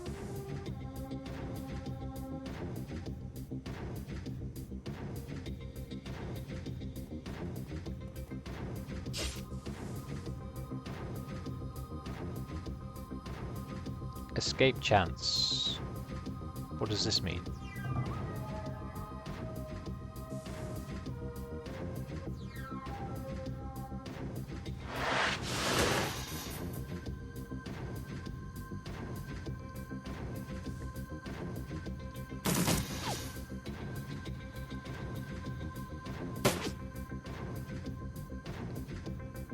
Enraged troll.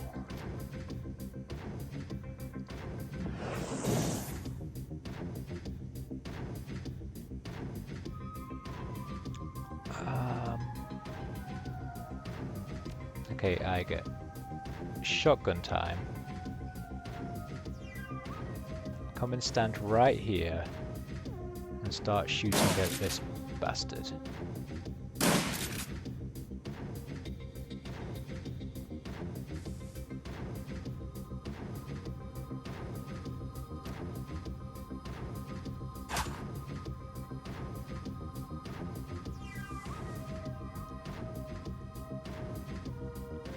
Is there anyone wounded? I don't think we do.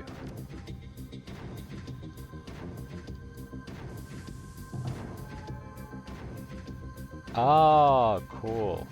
I understand.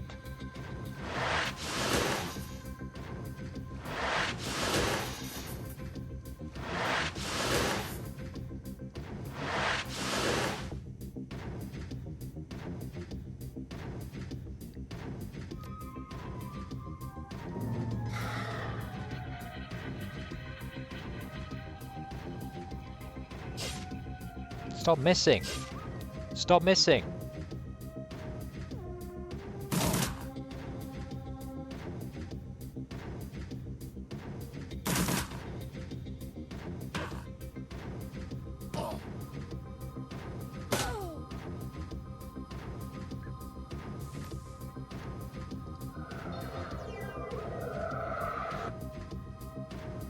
You heal Glory.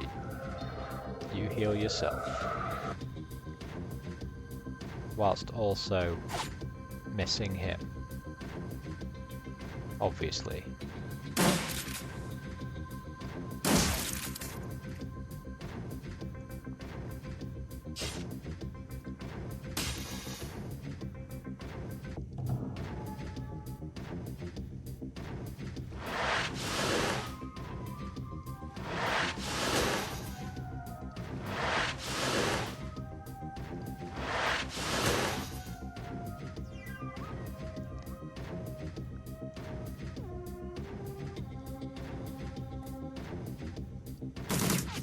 Jesus Christ.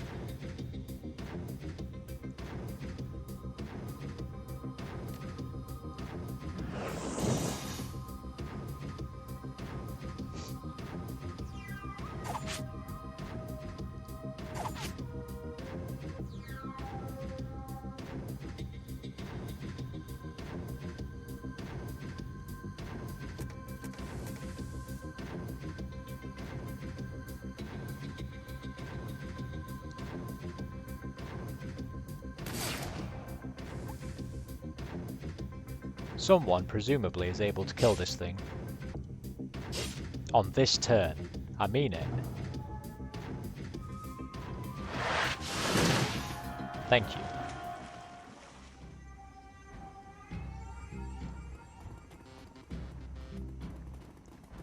Right. What was that all about? What was that all about, huh?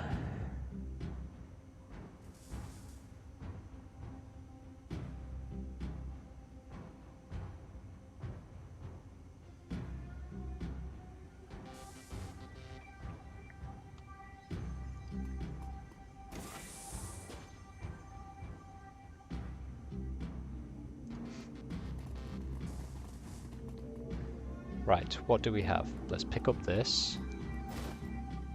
I got some blaze. The drone appears to be broken. All it can do is hover in place. I will take the drone.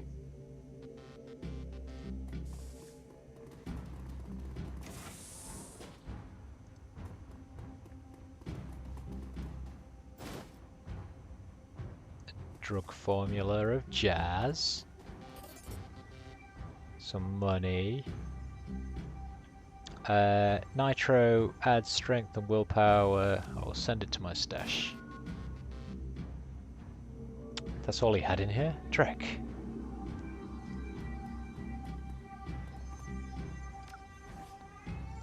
So what now?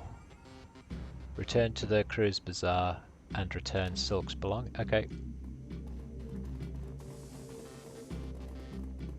This guy's still coming with me, apparently.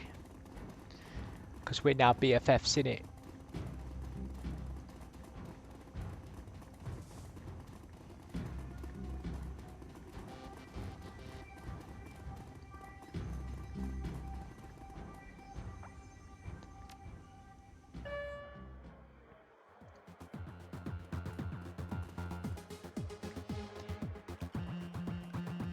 Where's our mate Silk? I got your shit.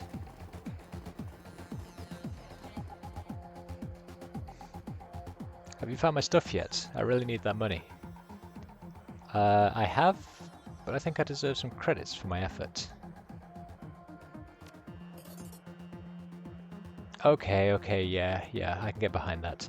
She presses her thumb to the encoded cred stick you retrieve for her, and its display comes to life. She presses it to your cred stick, and 100 neon is instantly transferred from her account to yours. There, all done. She breathes a sigh of relief, then surveys the items that you retrieve for her. Thank you again, so much. I don't think I'd ever have seen this stuff again if it weren't for you. You wouldn't have. She glances at the encoded cred stick in her hand again. Checking the balance, her smile broadens. You helped me when no one else would. That means a lot. Enjoy the money, you earned it. Okie coke. So now we just need to return to the Krosenhosen.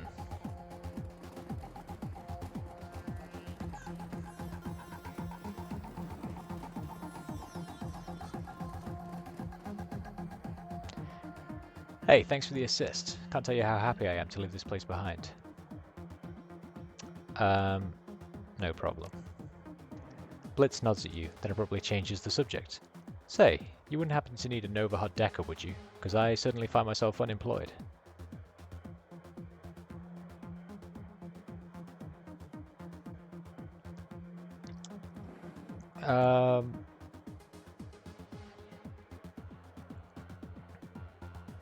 Do we want Blitz? As it happens, we could use a decker.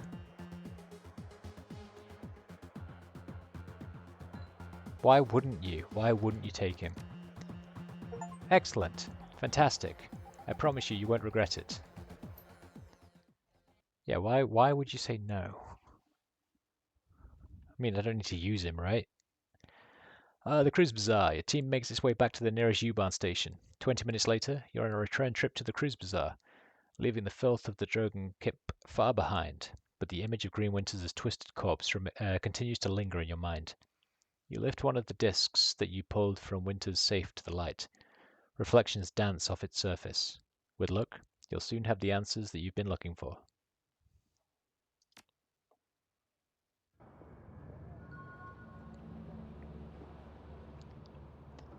As you lead your team through the shadows, your companions will continue to develop and learn new skills.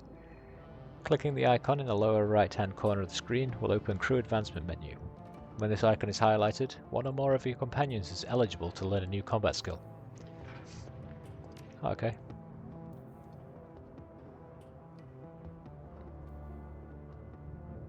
So Iger is now level 2 and she can learn Sniper Specialist or Shotgun Specialist.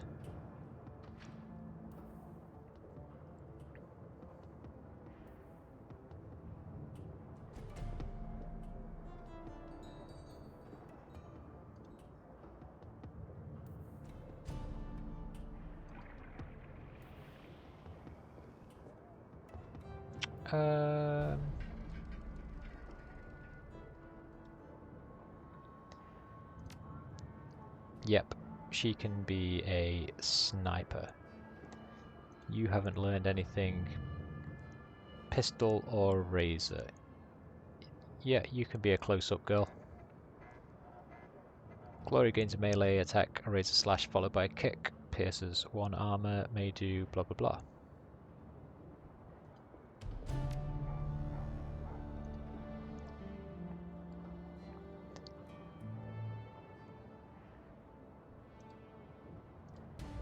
%, you're learning that melt down, melt core bullshit. Is that all of them done? Good. How do I make this go away? There we go.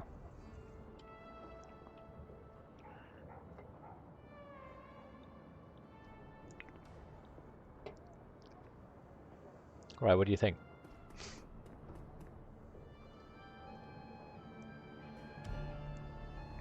Hello again, my friend. What can I do for you? How is Silk doing? Yeah, she mentioned that you sent her. I don't know what you told her, Wolf, but whatever you said, it worked. Silk's determination is truly inspiring. A cram habit is a difficult thing to beat, but I don't doubt that she will make it. Donations? Yes, my friend. We're now ready to open up to donations once again. Thanks to your kind assistance, the shelter is now fully stocked with blankets and space heaters, and we have enough rice, salt and barley to last through the winter. But guaranteeing the physical well-being of the Cruise Bazaar's needy is only a part of the equation. We must see to their mental well-being as well. Our next goal is to fully stock the library. With 350 Nguyen, we could make the purchase. Whatever you could spare would be most appreciated. Yep, take what you need. Samuel's eyes widen. This is incredibly generous. Thank you, my friend. It's not a big deal, Sam. Do good with it. Marvellous. Truly marvellous. With this contribution, we have reached our second goal. We'll put this money to use stocking the library with a full range of literature, philosophy, poetry, and training manuals. Thank you again for your help, Wolf. You've made a tremendous difference to this community. Happy to help, Sam. The Cruise Bazaar needs more people like you, my friend. Just passing by. Right, we should probably have a quick scout around then and see if there's anyone that anyone wants to talk about.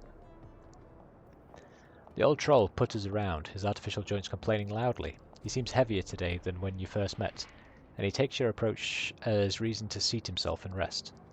I understand they put you in charge of Monica's outfit. Looks like we're both carrying heavy burdens. Ha! I suppose so. We'll see what gives out first, your will or my plastic knees. You need something from me? How are people handling the loss of Monica? I think most people are still in shock, but just you wait. That'll pass, and then the panic sets in. Few folk have any real discipline around here. Monica kept them calm by keeping them safe. Now that she's gone, they're going to start realizing what a heap of misery this blasted city can be. And what about you? How are you feeling? Exhausted by the prospect of change. Damned F state. Really doesn't matter that much to me, but to the rest, it's going to be a different story. Monica kept this place in one piece.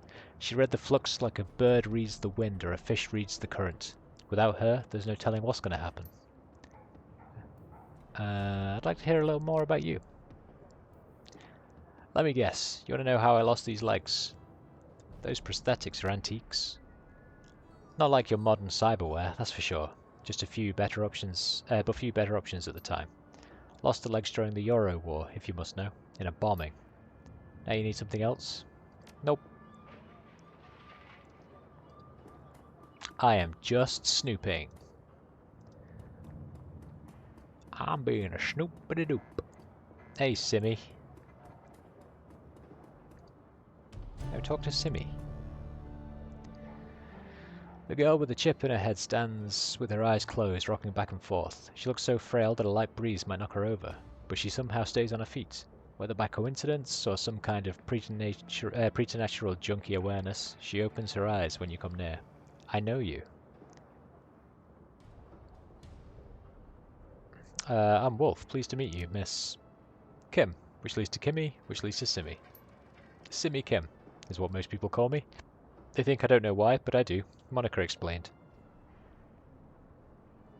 How'd you feel about Monica's death? Kim hugged her arms close to her body. Sad. She never got to have a family. She'll never get married, never be a mother. Seems she was a mother to the whole Cruise Bazaar. Kim nods her head almost dumbly, her eyes unfocused on the ground. Monica said a mother is always a mother. Always. She hugs herself tighter and stares blankly at the ground. What have you been up to? The girl absently fingers the chipjack in her temple. I wanted to escape with the children, and the captain. We had to get away from the soldiers, out of Austria. But it was wrong, all wrong. I was taking them over the mountains, but it was the wrong way. I know it was. It would have taken us straight into Germany, not Switzerland. We should have taken a train, gone to Italy. There we would have been safe. I didn't want it to end badly, so I turned it off. Zach sold me something new. In it, I feel strong. I have a son, and he's destined to save the world. I have to protect him, because the machines have come back to kill him before he can become a man. I won't let that happen, because in there, I am strong. Though Kim's words are bold, her trembling voice and body betray someone aching for a fix.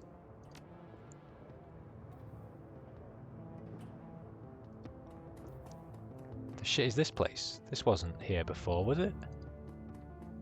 The wine cellar. Lucky strike. A young woman stands at the bar smoking a cigarette. You've seen her face before. Lucky Strike, one of the mercenaries from Monica's files. A plume of blue-grey smoke spills from the corners of her mouth as she turns her attention to you. Hey! The distinctive circuit pattern tattoos that line her face shimmer and pulse with light. You need something? Don't believe we've met. I'm Wolf. Yeah, I know who you are. She takes a drag on her cigarette. How you holding up, champ? I heard what happened to your boss. She wasn't just my boss. She was a friend. She smirks, then lets the smoke escape out of the corner of her mouth. Yeah, well, sorry for your loss and all that. A lot of people are still torn up about it. So you need something, or are you just going to stand there staring? Why'd you bring up Monica? Did you know her? I met her a couple of times. Seemed nice enough. She takes another drag on her cigarette. But I mostly knew her by reputation. You can't live in the Kiers without hearing about the Queen of the Cruise Bazaar. She pauses, then slowly lets the smoke escape through her nostrils. Can't say that I was a fan.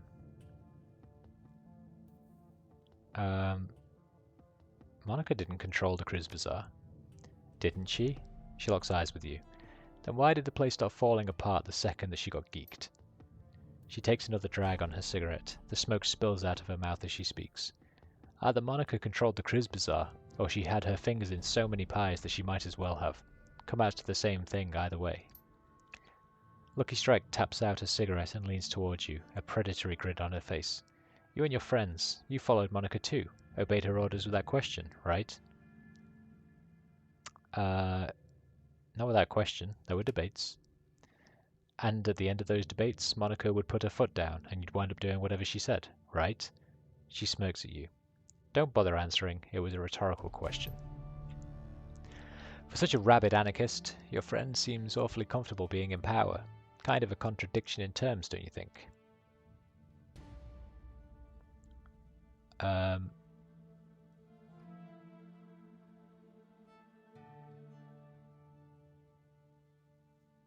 All your points are valid. She blinks. I gotta admit, I wasn't expecting that. She was your friend after all, and you're following right along in her footsteps.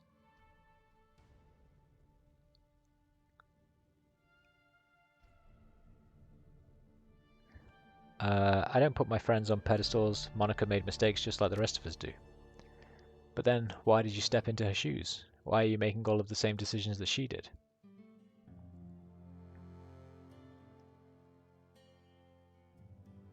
My friends need help. This is how I give it to them. Yeah, you're looking at this from outside. You can't see the big picture. There's a long pause. Finally, she shrugs. Fair enough, I suppose, but word of advice. Don't take too much on yourself. Spread the responsibility around. Good of you to care. She turns away. I don't, but in a place like this, stacking too much power on any one person is dangerous. Not just for that person, but for everybody. The last thing that we need is for you to eat a bullet and this whole place to fall apart again.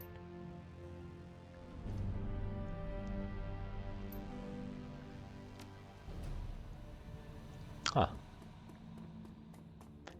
Right, what's in this place? Nada, nil point.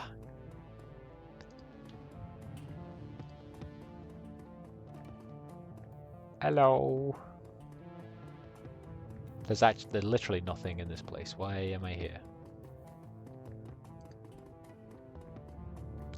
Nobody even wants to talk to me. This is outrageous.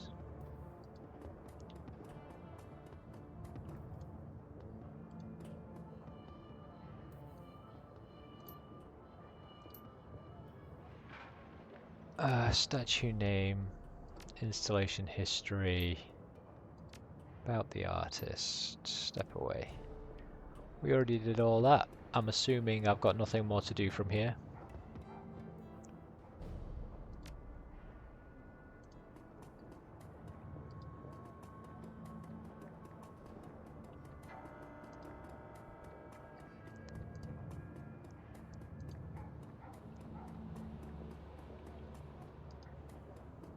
Talk to this fella again.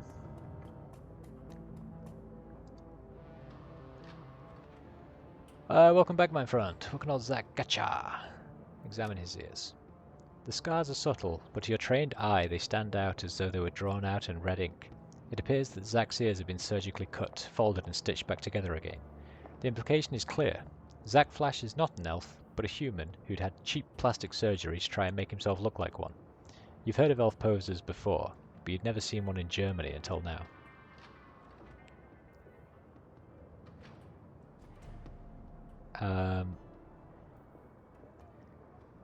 Cosmetic otoplasty has come a long way in recent years. You could probably stand to have those ears touched up. The surgical scars are hard to miss. All at once, the smile vanishes from Zach's face. A bead of sweat traces its way down his cheek. Look, you can't tell anyone about this, alright? The I'm a magic elf shtick boosts my sales. So what'll you give me to keep your little secret? Yeah, I figured. Hang on a second. Hang on. He thrusts his hand into his pocket of his filthy jacket and rummages around. Eventually, he fishes out a small vial and a filthy cred stick. Here's some flash and some cash. Enjoy it. What shall I...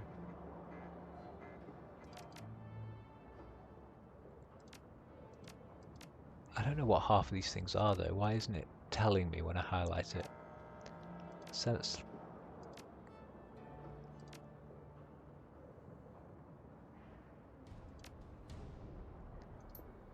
Now, we don't know what. I've got a formula for a combat stim. Can you produce something like that? Oh, you know I'm your man. I can hook you up right now.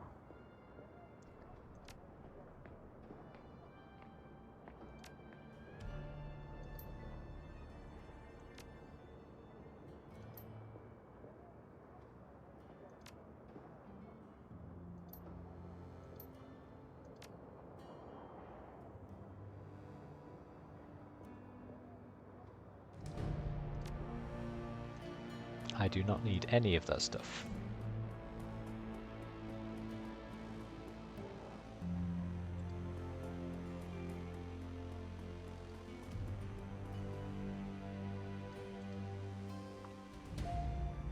Welcome back. What can I do for you, my friend? Can you analyze a substance for me? This is being sold on the streets. Can you tell me what's in it? I'll take a look at it. Come back in a day or so. I found this schematic. Think you can hook me up with this chrome? Very nice. The design appears to be simple enough. Yes, I should be able to provide you with this. It won't be cheap though. That's okay. I actually don't... Well, do I?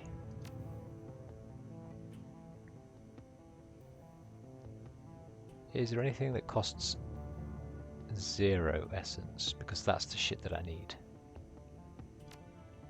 There's not. Okay then, let's continue along on our merry way, shall we?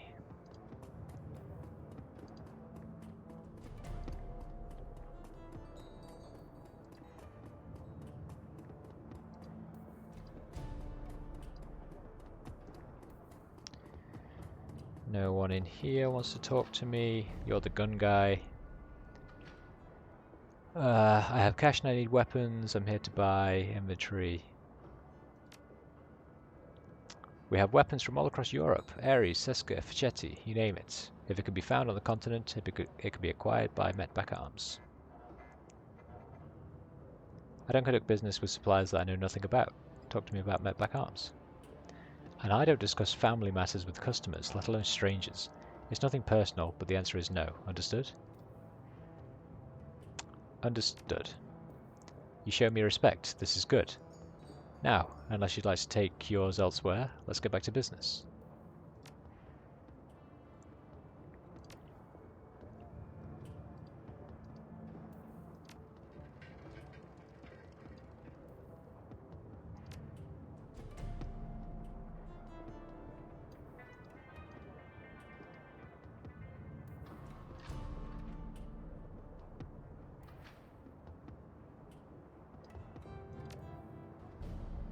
I don't know if it's better or worse than what I'm equipped with, though.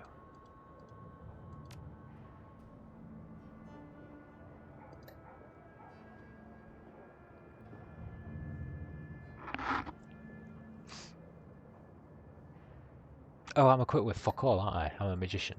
Duh. Okay, I don't need any of your garbage, Mr. Mr. Gunman.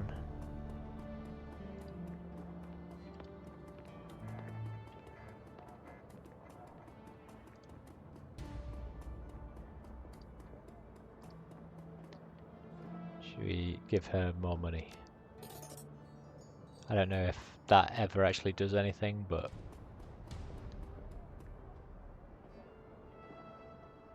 lost 5 yen, new yen. I did not lose it. I chose to spend it.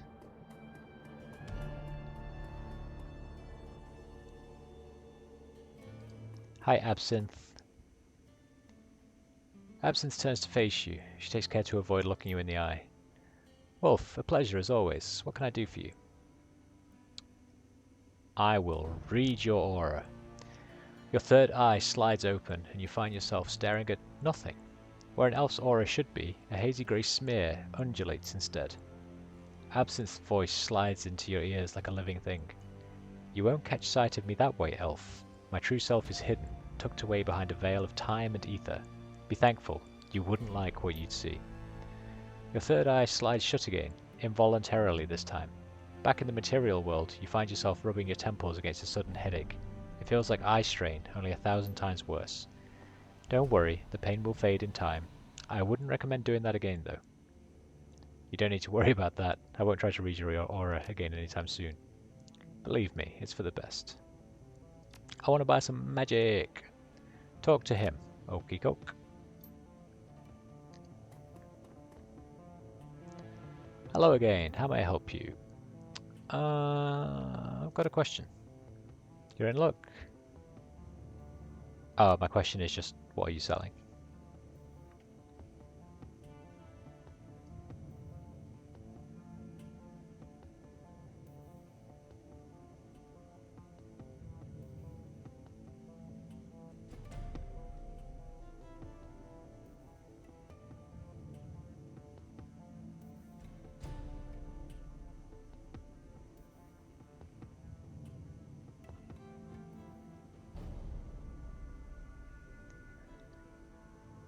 Got some good spells here. Slow. Haste is good. Having another person with haste would be handy. I might stick that on. What's air barrier? Is light cover.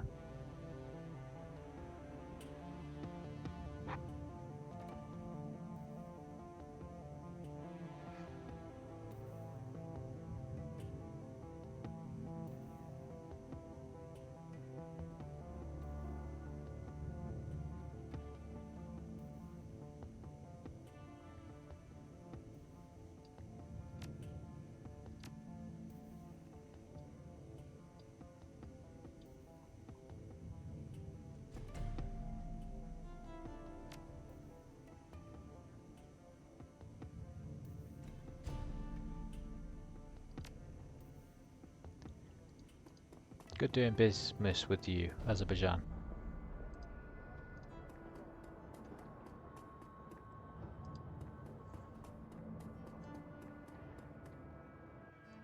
Let's go into CAF.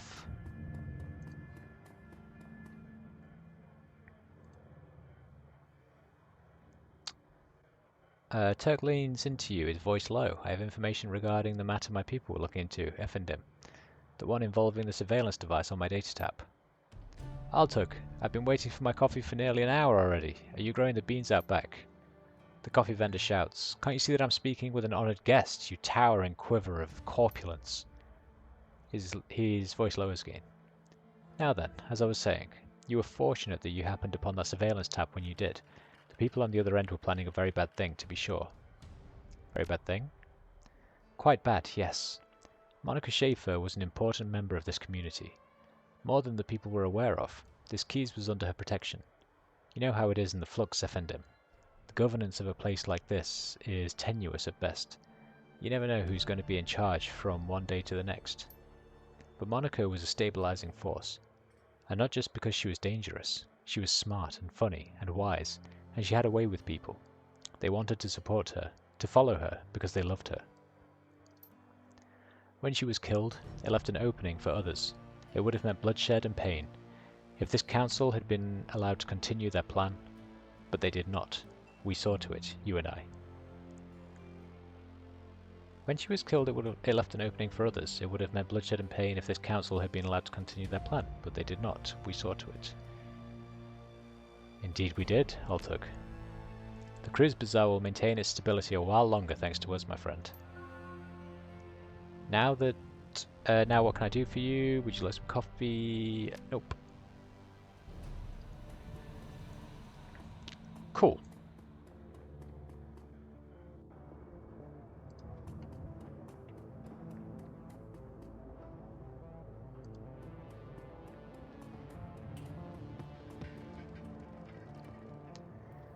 Welcome back. What can I do? I acquired this drone. Can you get it up and running again?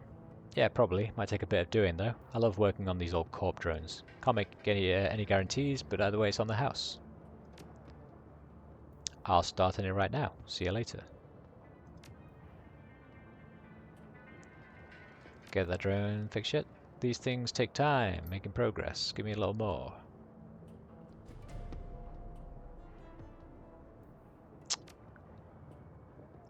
Tech on a tight schedule.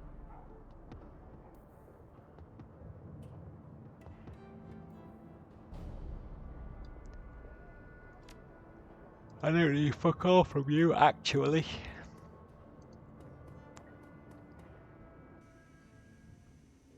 Who's this? Blitz, what are you doing in here? Blitz looks up at your approach. The table beside him is littered with cigarette butts, and a data jack cable dangles from a portable terminal set up by his side. Hey, Chief, you need something?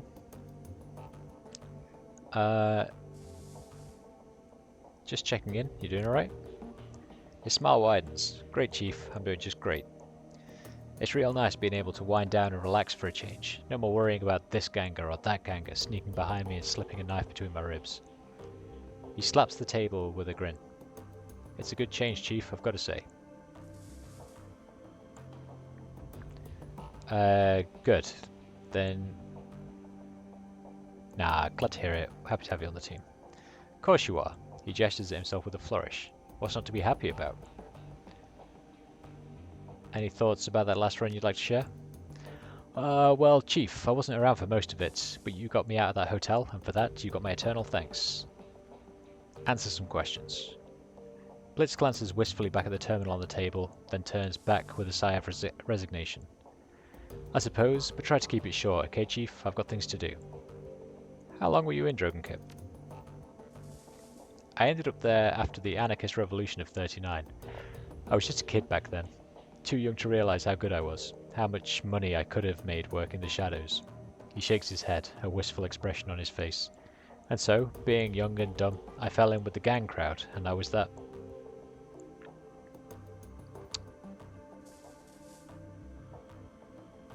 You're a member of a drug gang. Why should I trust you? Why wouldn't you, Chief? I mean, just look at me. He does his best to give you a winning smile. I'm a trustworthy guy. Prove it. Tell me about the gang you ran with. Well, I don't know all that much, Chief. I wasn't a member of gang leadership or anything. I'm not really sure why you care either. Consider it a test. I need to know where your loyalties lie. He rolls his eyes. If that's what it'll take for you to trust me, fine. Anything for you, Chief. Well, where to begin? When I first arrived at Dragonfall, I spent some time taking in the lay of the land. The Schwarzherzen were still a small gang, strictly street level, but I could see they were going places. I did a little pro bono decking for their leader, a fat little dwarf named Dieter. Soon enough, I was part of the family. For a drug gang, the Schwarzherzen were decent enough folk. I made a lot of money with them, helped them take the hotel in the first place. We had a lot of good years there. Then Dieter was killed in a firefight, and our happy little family fell apart. Was that when the hotel got attacked? Blitz takes a deep breath, shifts his weight from one foot to another. Not exactly. The Schwarzherzen maintained their hold on the Dragonfall, but the change of leadership was bad news for me. After Dieter kicked the bucket, his second-in-command took over. She was a real piece of work, called herself Leonie Luster. She had a vicious streak a mile long, and she was none too fond of me. Did she turn on you? Immediately. I don't know why. Maybe she felt threatened by my friendship with Dieter back before he ate that bullet. Or maybe she was just jealous of my rugged good looks. Who the hell knows? The point is, she went after me, vigorously. Within 24 hours of Dieter's death, I had a price on my head, and then the hotel got taken over. So that's what you need to know about the Schwarzherzen. They were a great gang, a powerful gang. I helped to make them that way. Then they had a management turnover, and everything went to hell.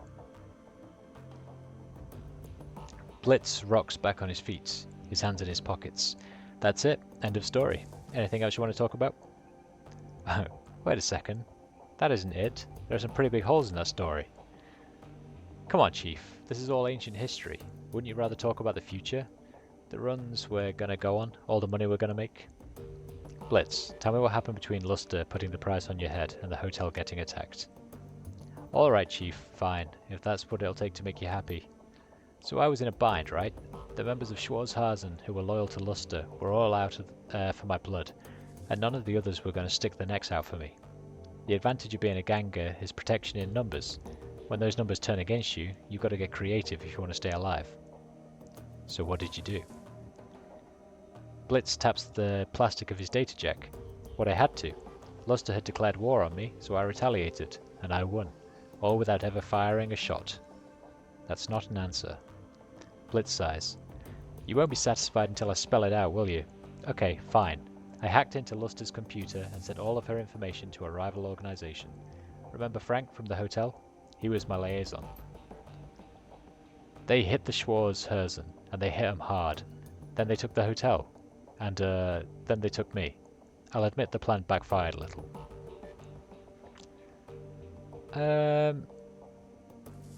You did what you had to. In your place, I'd probably have done the same. Blitz lets out a sigh of relief. Thanks, Chief. I knew you'd understand. Now, if you don't mind, I'd like to get back to what I was doing. He gives you a lazy salute. We'll talk later, I'm sure. And Chief, I'm glad to be a member of the team. Good out. Hey, Dante, buddy. You look down to see a pair of bright eyes set into a scruffy face looking back up at you. Dante, Monica's old dog. Looking down into those huge brown eyes, you see intelligence and sadness. On some instinctive level, he must know that his master's gone. Dante lets out a small whine, then rubs his head against your leg. I will pet him. Woof.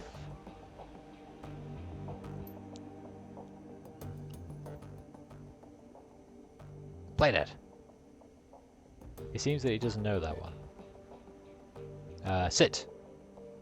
He sits. Yay. Pet him.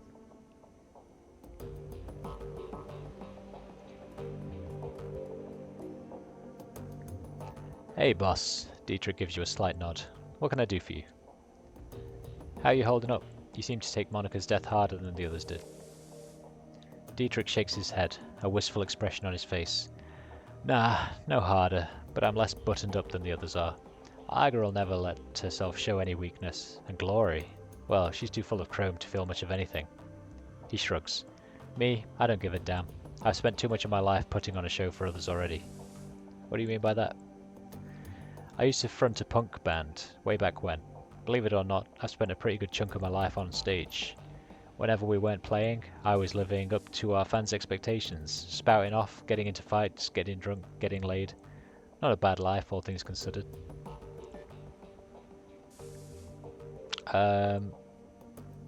Wait a second, you can sing? He regards you with a critical eye. I was the frontman for a punk band, boss. Fuck no, I can't sing. But I wasn't half bad at riling up a crowd. What was your band called? Oh, I doubt it, boss. We never really got any airplay.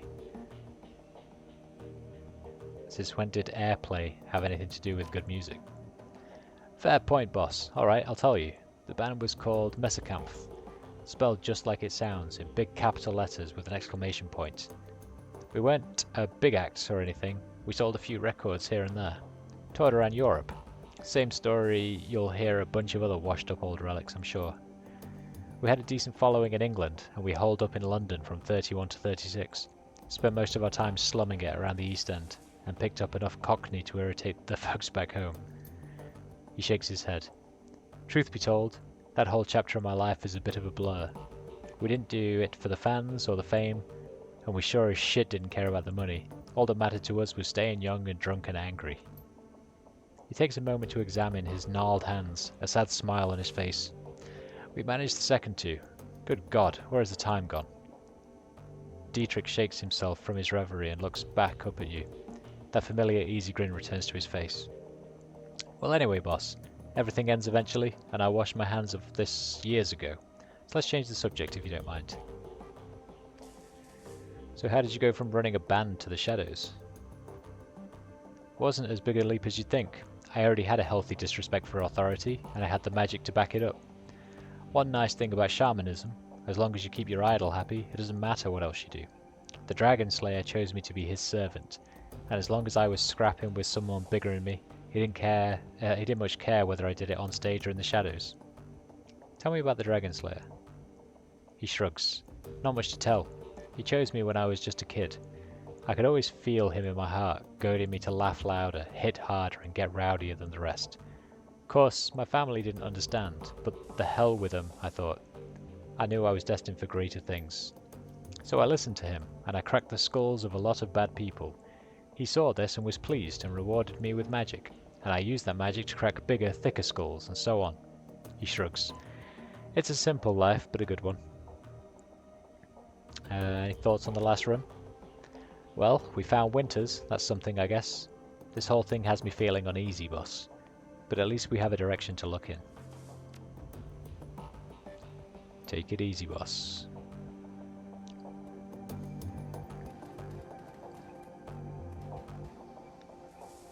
Iga turns to face you. There's a pained look on her face. Look, I owe you an apology. I'm listening. When Monica died, I was pissed. That probably doesn't come off as a huge surprise, but I took that anger out on you, and I shouldn't have. Seeing Winter's body like that was enough to convince me. You couldn't have done anything to help Monica, and I couldn't have either. We're dealing with something new. Monica was a good friend of mine. Her death hurt. I got carried away and I said some things that I shouldn't have. I want to apologize for that. Her body relaxes. She begins to turn away. Anyway, that's all I wanted to say. There are a few things I want to say.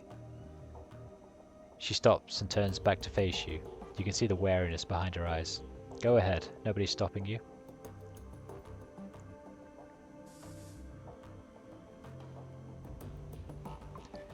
You're a valued member of this team, Iga. We need you now more than ever. I'm glad you're at my side.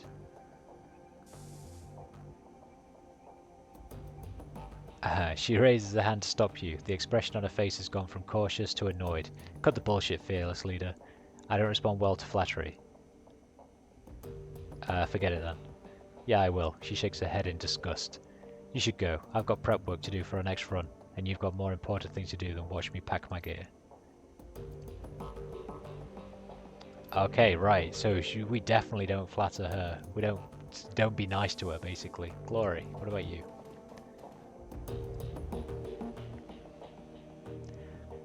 Glory's expression remains distant, but her lips curl upwards into a hint of a smile. Wolf, need something? Everything still okay? You never need to worry about me, Wolf. I'm fine. You kind of started running the Shadows much more than 5 years ago, tops. So what's with the vintage chrome? That's not a story I'm interested in telling out of context. If you really want to get into it, we're going to need to go back. Way back. She stares at you with cold, dead eyes. I'm not sure that you want to do that. You say you'll give me answers when we talk about your past, so let's talk about it. Why do you care? There's no hostility in her voice. If anything, she sounds suspicious. Because I'm the leader of this team, and I need to know as much as I can about the runners who are working with me. She pauses for a moment, considering, then she nods. Alright, fine. We can talk, but we're doing it on my terms. This is a long story, Wolf. Long and ugly and cruel. Are you sure you want to hear this? Yep. Alright, I'm going to start at the beginning. Not for you, for me. I guess that it might help me to say all this out loud. She takes a deep breath, then slowly releases it. When she speaks, her voice comes out in a cool monotone. My family lived in Stuttgart. It was a nice enough place, I suppose. My parents worked as wage slaves for IFMU. My mum was a good person. Once upon a time, my father was a decent person as well. That's what my mum always told me, but I never knew him that way. She pauses for a long moment. When she begins speaking again, some of the ice has fallen away from her voice. For the first time since you met her, Glory sounds alive. The dad that I knew was an old, damaged Euro war vet who turned to hardline religion to make sense of the world. In Stuttgart, that meant either the Ritter Christi or their fascist cousins, the Kreuzritters. My father chose the latter path. I still remember hiding in my room when my father had his Kreuzritter brothers over for prayer group. They would drink and get rowdy and spend an hour or two riling themselves up with talk about heretics and the devil's work. Then they'd go and find some poor elf or dwarf, stomp the living shit out of him, and drown him in the Neckar. Meanwhile, I'd be holed up with Mum, who would commemorate the event by drinking a bottle of wine and crying herself to sleep.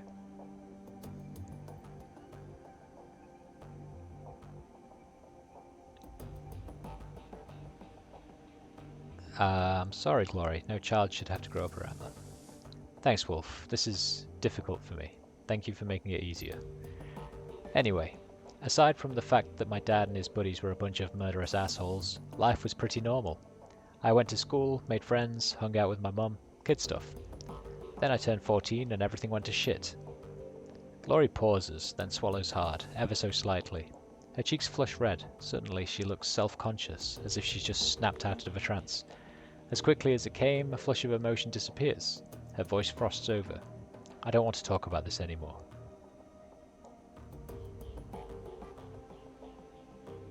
Airing this stuff out is clearly helping you work through it. Yes, it is. Glory stares at you through cold, dead eyes. But I'm not going to be able to get through this in one sitting. You need to understand that. She turns away from you, her movements mechanical. Now let's get back to the job at hand, shall we? You were supposed to talk to me about the last job.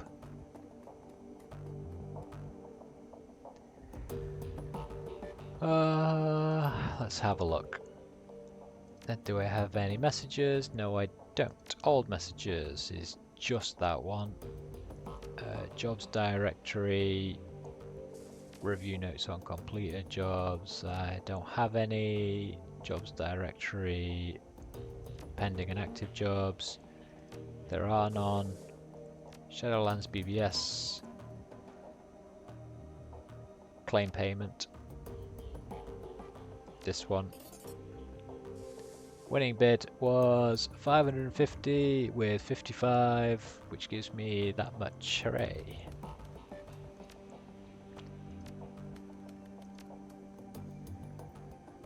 Thread, where to find elves. Is there any elf clubs or bars in the downtown area? I really want to meet one. They're just so beautiful. Maybe we can go dancing. Do elves like dancing? There's one in Torstrab. Bringing a bouquet of roses. Elves love a romantic. The elf clubs I know are members only due to creepy groupies like you. Not really appealing when a guy is only after them for the shape of their ears. Client screwed me. Benno is a fraud. I broke my first rule. Always get full payment up front. Left me hanging for 50% of the cash after I completed the job. I'm sure he'll have changed his name by the time this post goes up. Male elf, brown hair, gold eyes. Looks to be in his mid-30s. Be careful who you work for out there. Never thought I'd see you admit to a mistake on here. Thanks for the heads up. I'll keep my eyes open. We'll forward any info I come across if you're still looking to collect from the guy.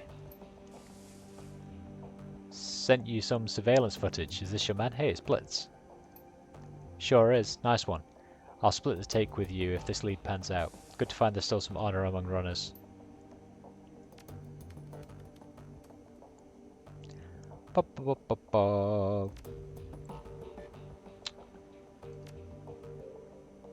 Amsel, Diedrich, Glory, Aiga, yourself. Right, let's go talk to our busy mate, Paul Amsel.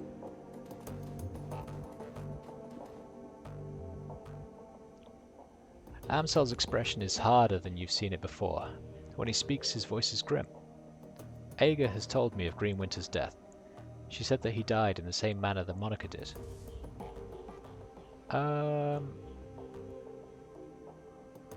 It wasn't a pretty sight. Amsel nods gravely. I know that you and Aga have your differences. I'll tell you that she was badly shaken by the sight of Winter's body. She also mentioned that you found something in Winter's safe, a package full of very old discs. May I see them? Yes. Good God! Gingerly, Amsel lifts the disc from the bundle and holds it up to the light. Slowly he begins to turn it in his hands, causing rainbow patterns to shimmer across its surface. I haven't seen one of these since I was a boy. This is a DVD-RW, a data storage medium from the mid-2000s. I'm amazed that Winters was able to find a device that could play it. Do you know how we can read these things? He puts down the DVD in his hands and quickly inspects the others. The first disc that I looked at might be readable. The others are damaged, some severely so. I have my doubts about them. For now, let's concentrate on the undamaged disc. There's a little shop outside the Data Haven. Talk to the proprietor, Marlit Hoyley. She might be able to help. Tell her to put the cost of the device on my account. Okay. Blah blah blah blah blah.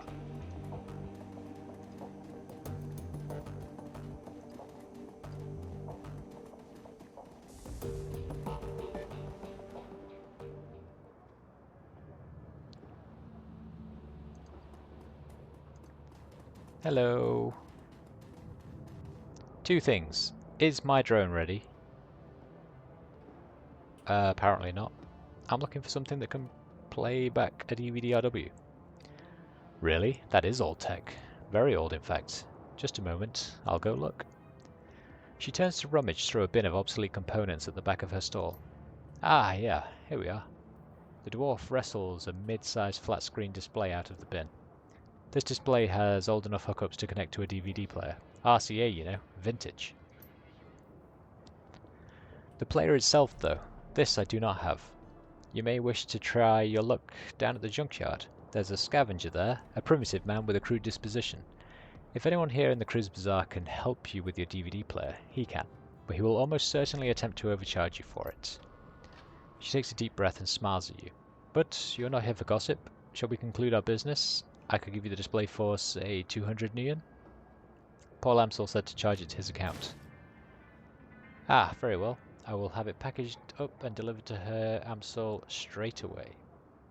Best of luck finding a DVD reader. Righto. And I need to... what? Here.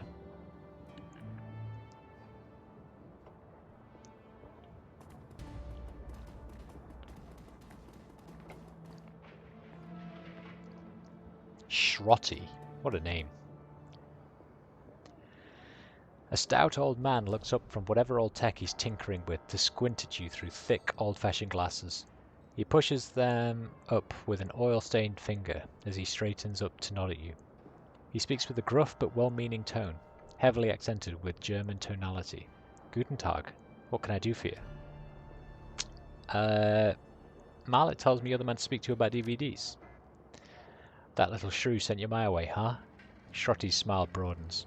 Well, wonders never cease. Well, introductions are in order, I suppose. Shrotty Buckman at your service. The old man raises a grimy hand in salute. Need something salvaged? Some old components. Violegt.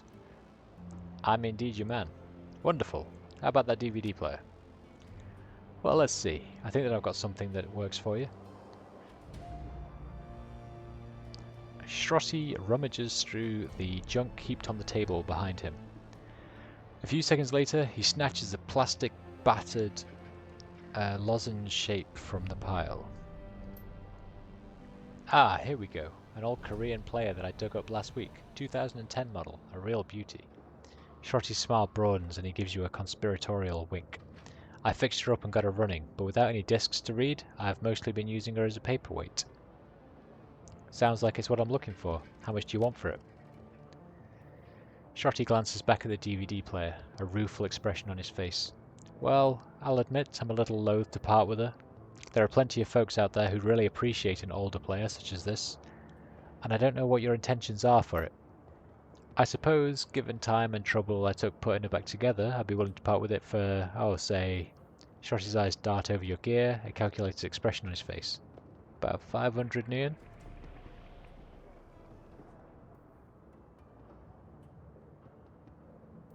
I've got a better idea. How about you give me the DVD player and we call it even?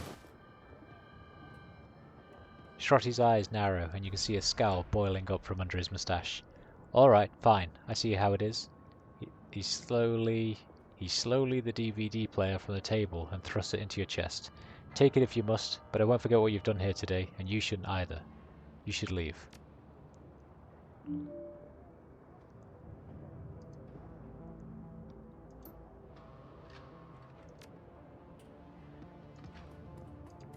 I'm sorry, Shrotti.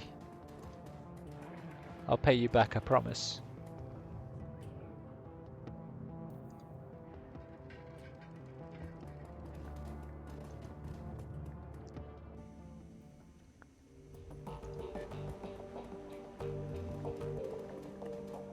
I'm such an asshole.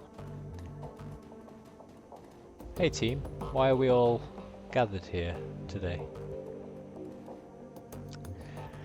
It seems that Amsel has assembled a team in your absence. They stand in a group around an old display that you had Malik deliver. On their faces you can see excitement and apprehension, curiosity and dread. Wolf, have you procured a DVD reader? Yeah. Good, this should only take me a moment. Amsel disappears behind the ancient display. After a few minutes of fiddling with its battered inputs, he reappears, a satisfied look on his face. Everything appears to be functional. The discs should be ready to play. Well, don't keep us in suspense. Start the damn thing already. Wolf went to the trouble of fetching everything. Let him do the honors. Amsel steps back, clearing a path for you to access the antique machine.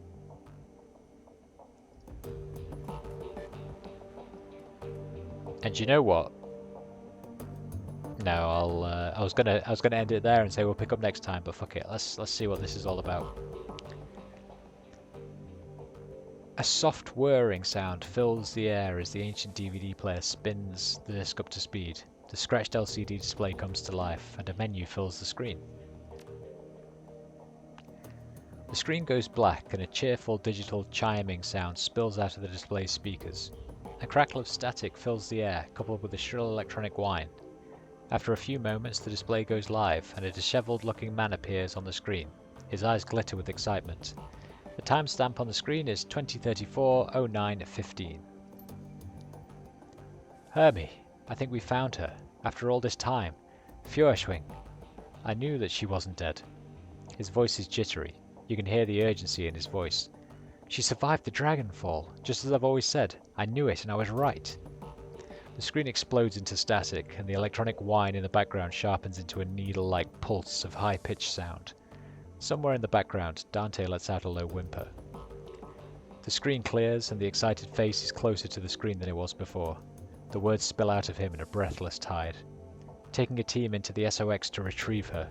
The radiation be damned. We'll take appropriate precautions, of course, but we must go.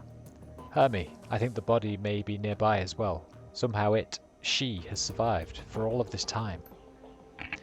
The screen explodes into static again, then clears. The figure flickers across the screen.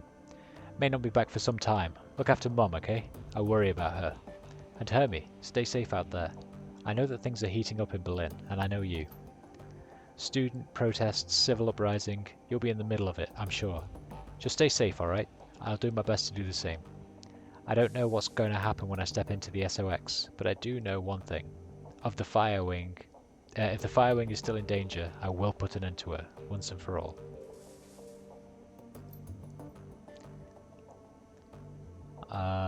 Okay. The screen goes black, then a figure appears on the screen. Your late client, Green Winters. His elbow is planted on the table that he's seated at, and his chin rests in his palm. The other hand is wrapped around a bottle of cheap whiskey. The timestamp on the video reads 2053-1225. Found the message Adrian left me, all those years ago. Got it cleaned up best I could. Strange hearing his voice again. He pauses to take a long pull on the bottle. It's good to hear him, even if he did insist on calling me Hermie. Dr. Adrian Vauclair, the hero of the people, the Dragon Slayer. My brother. He grimaces and rubs his eyes. Hard to believe it's been almost 20 years. Alright, so I'm going to start recording these DVDs again. For me, for Adrian, for whoever else might end up watching them.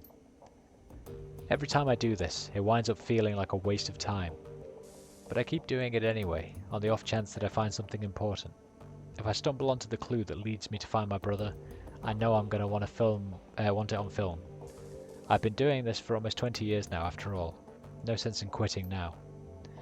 Christ, 20 years. All this time and still no leads, even with all of my contacts and my resources.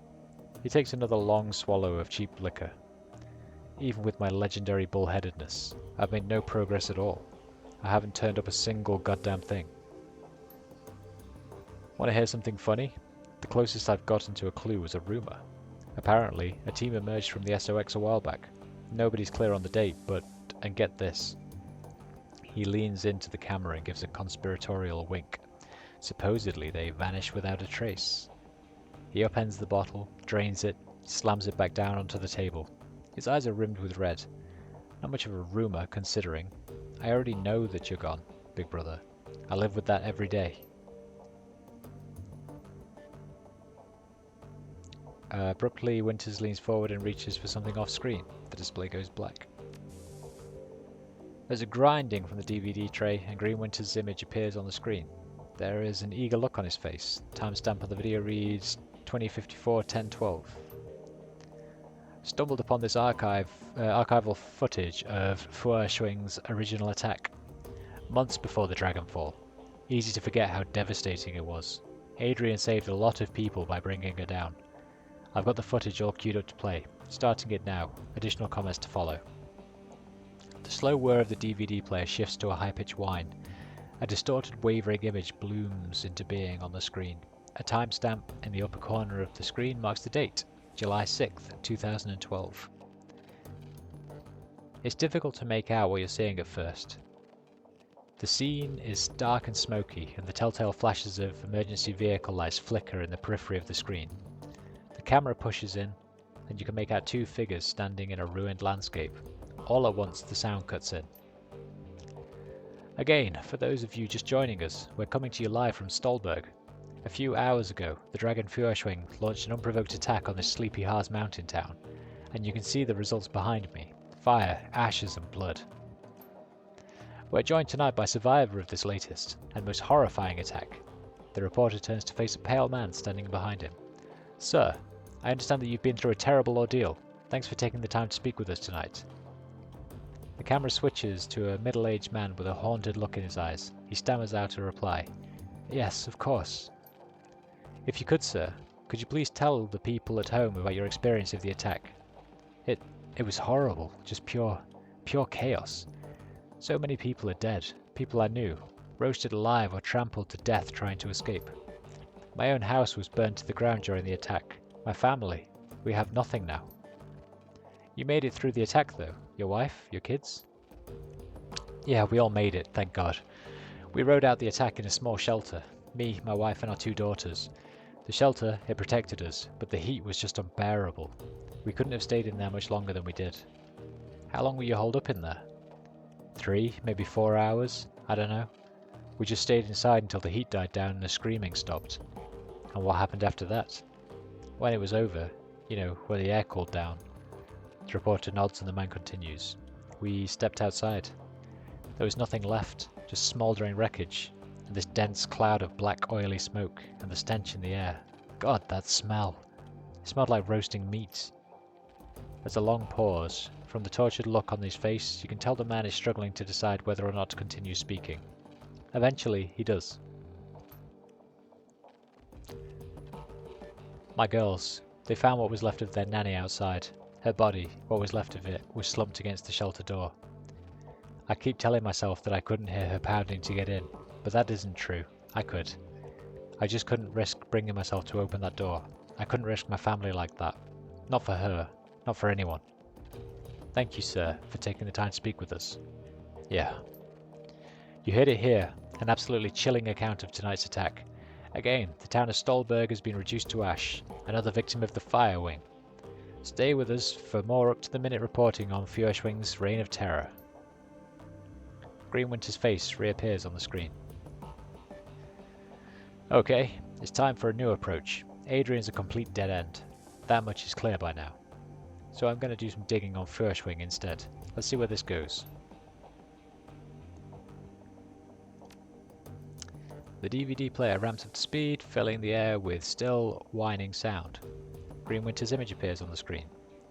Timestamp reads 2054 1031.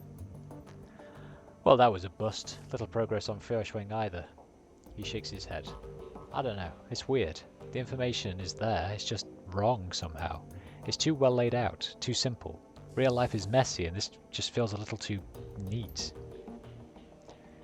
That's not the only thing that's nagging at me. I'm getting that tingly feeling all up and down the back of my neck again. It feels like I'm being tracked. I'm no Matrix hotshot like Clockwork or Schaefer, but I'm good enough to know when someone's on my scent. Got to install some new security measures. I can't be too careful.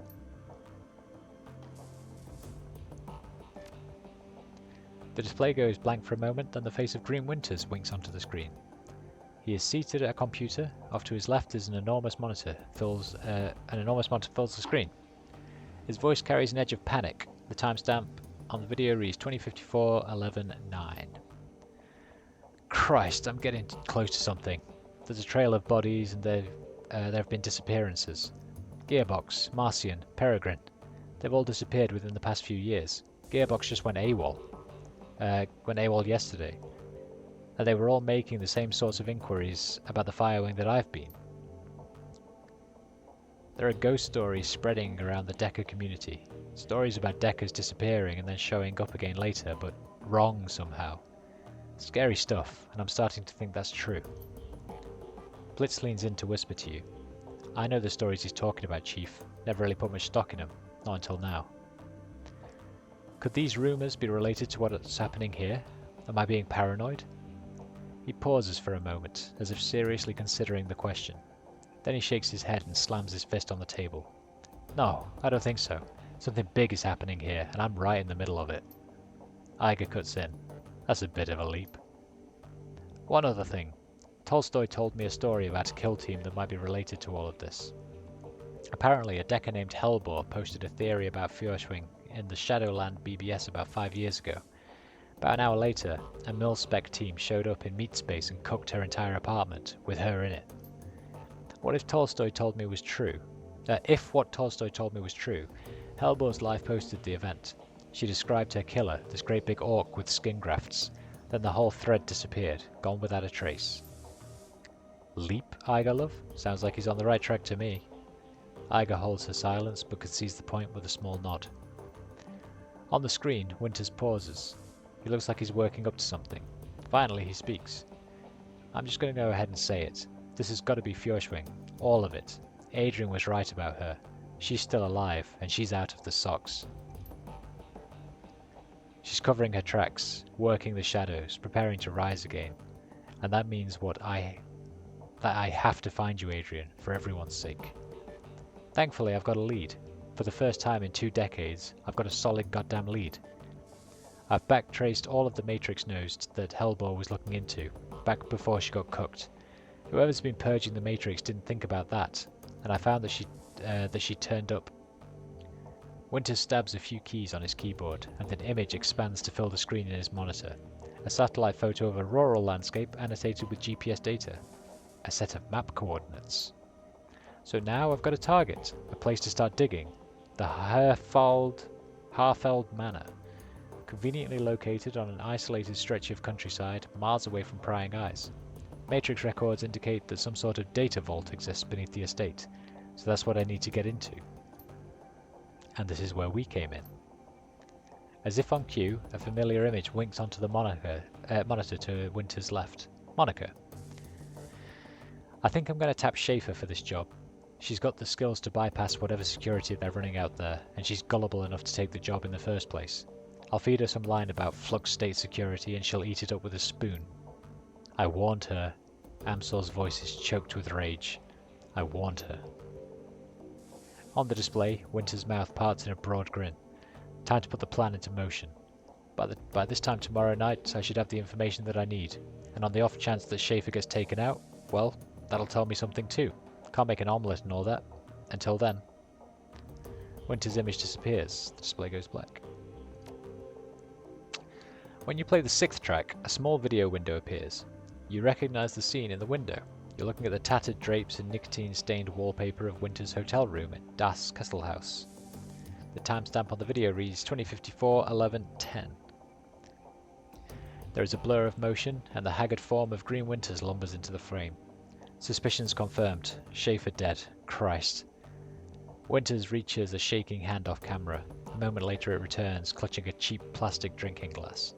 He gulps something down, wipes his mouth with the back of his hand, and takes a deep breath. Okay. Back up, slow down, start from the beginning. Winters closes his eyes and makes a visible effort to calm himself. When he speaks again, his voice is steady. Got the call from my contact in Cruz Bazaar. Schaefer killed on the estate run. Matrix security at the estate cooked her brain. Considering Schaefer's skill and experience, on-site IC must have been extreme, even by Berlin standards. Security of that kind costs money. Real money. Given the evidence uncovered so far, corporate involvement unlikely.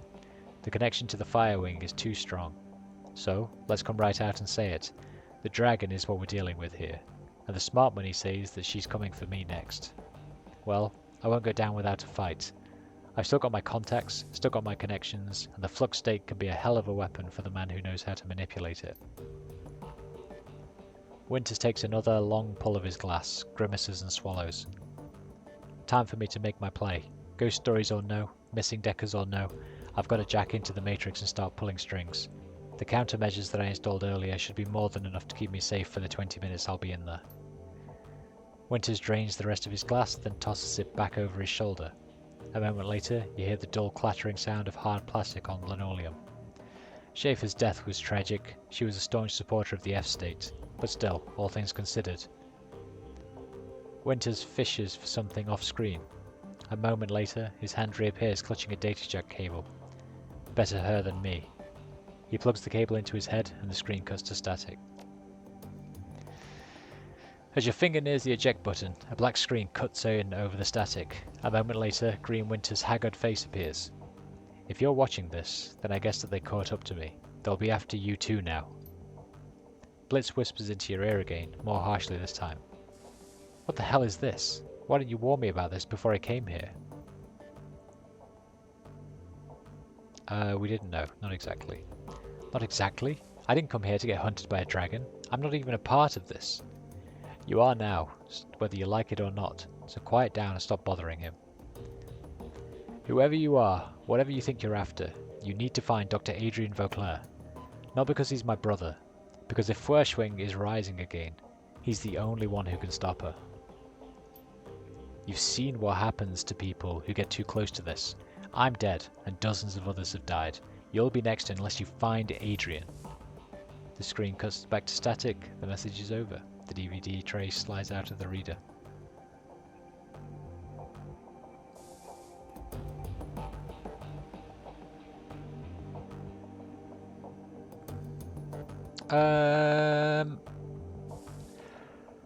Yeah, you know what? That's gonna do it.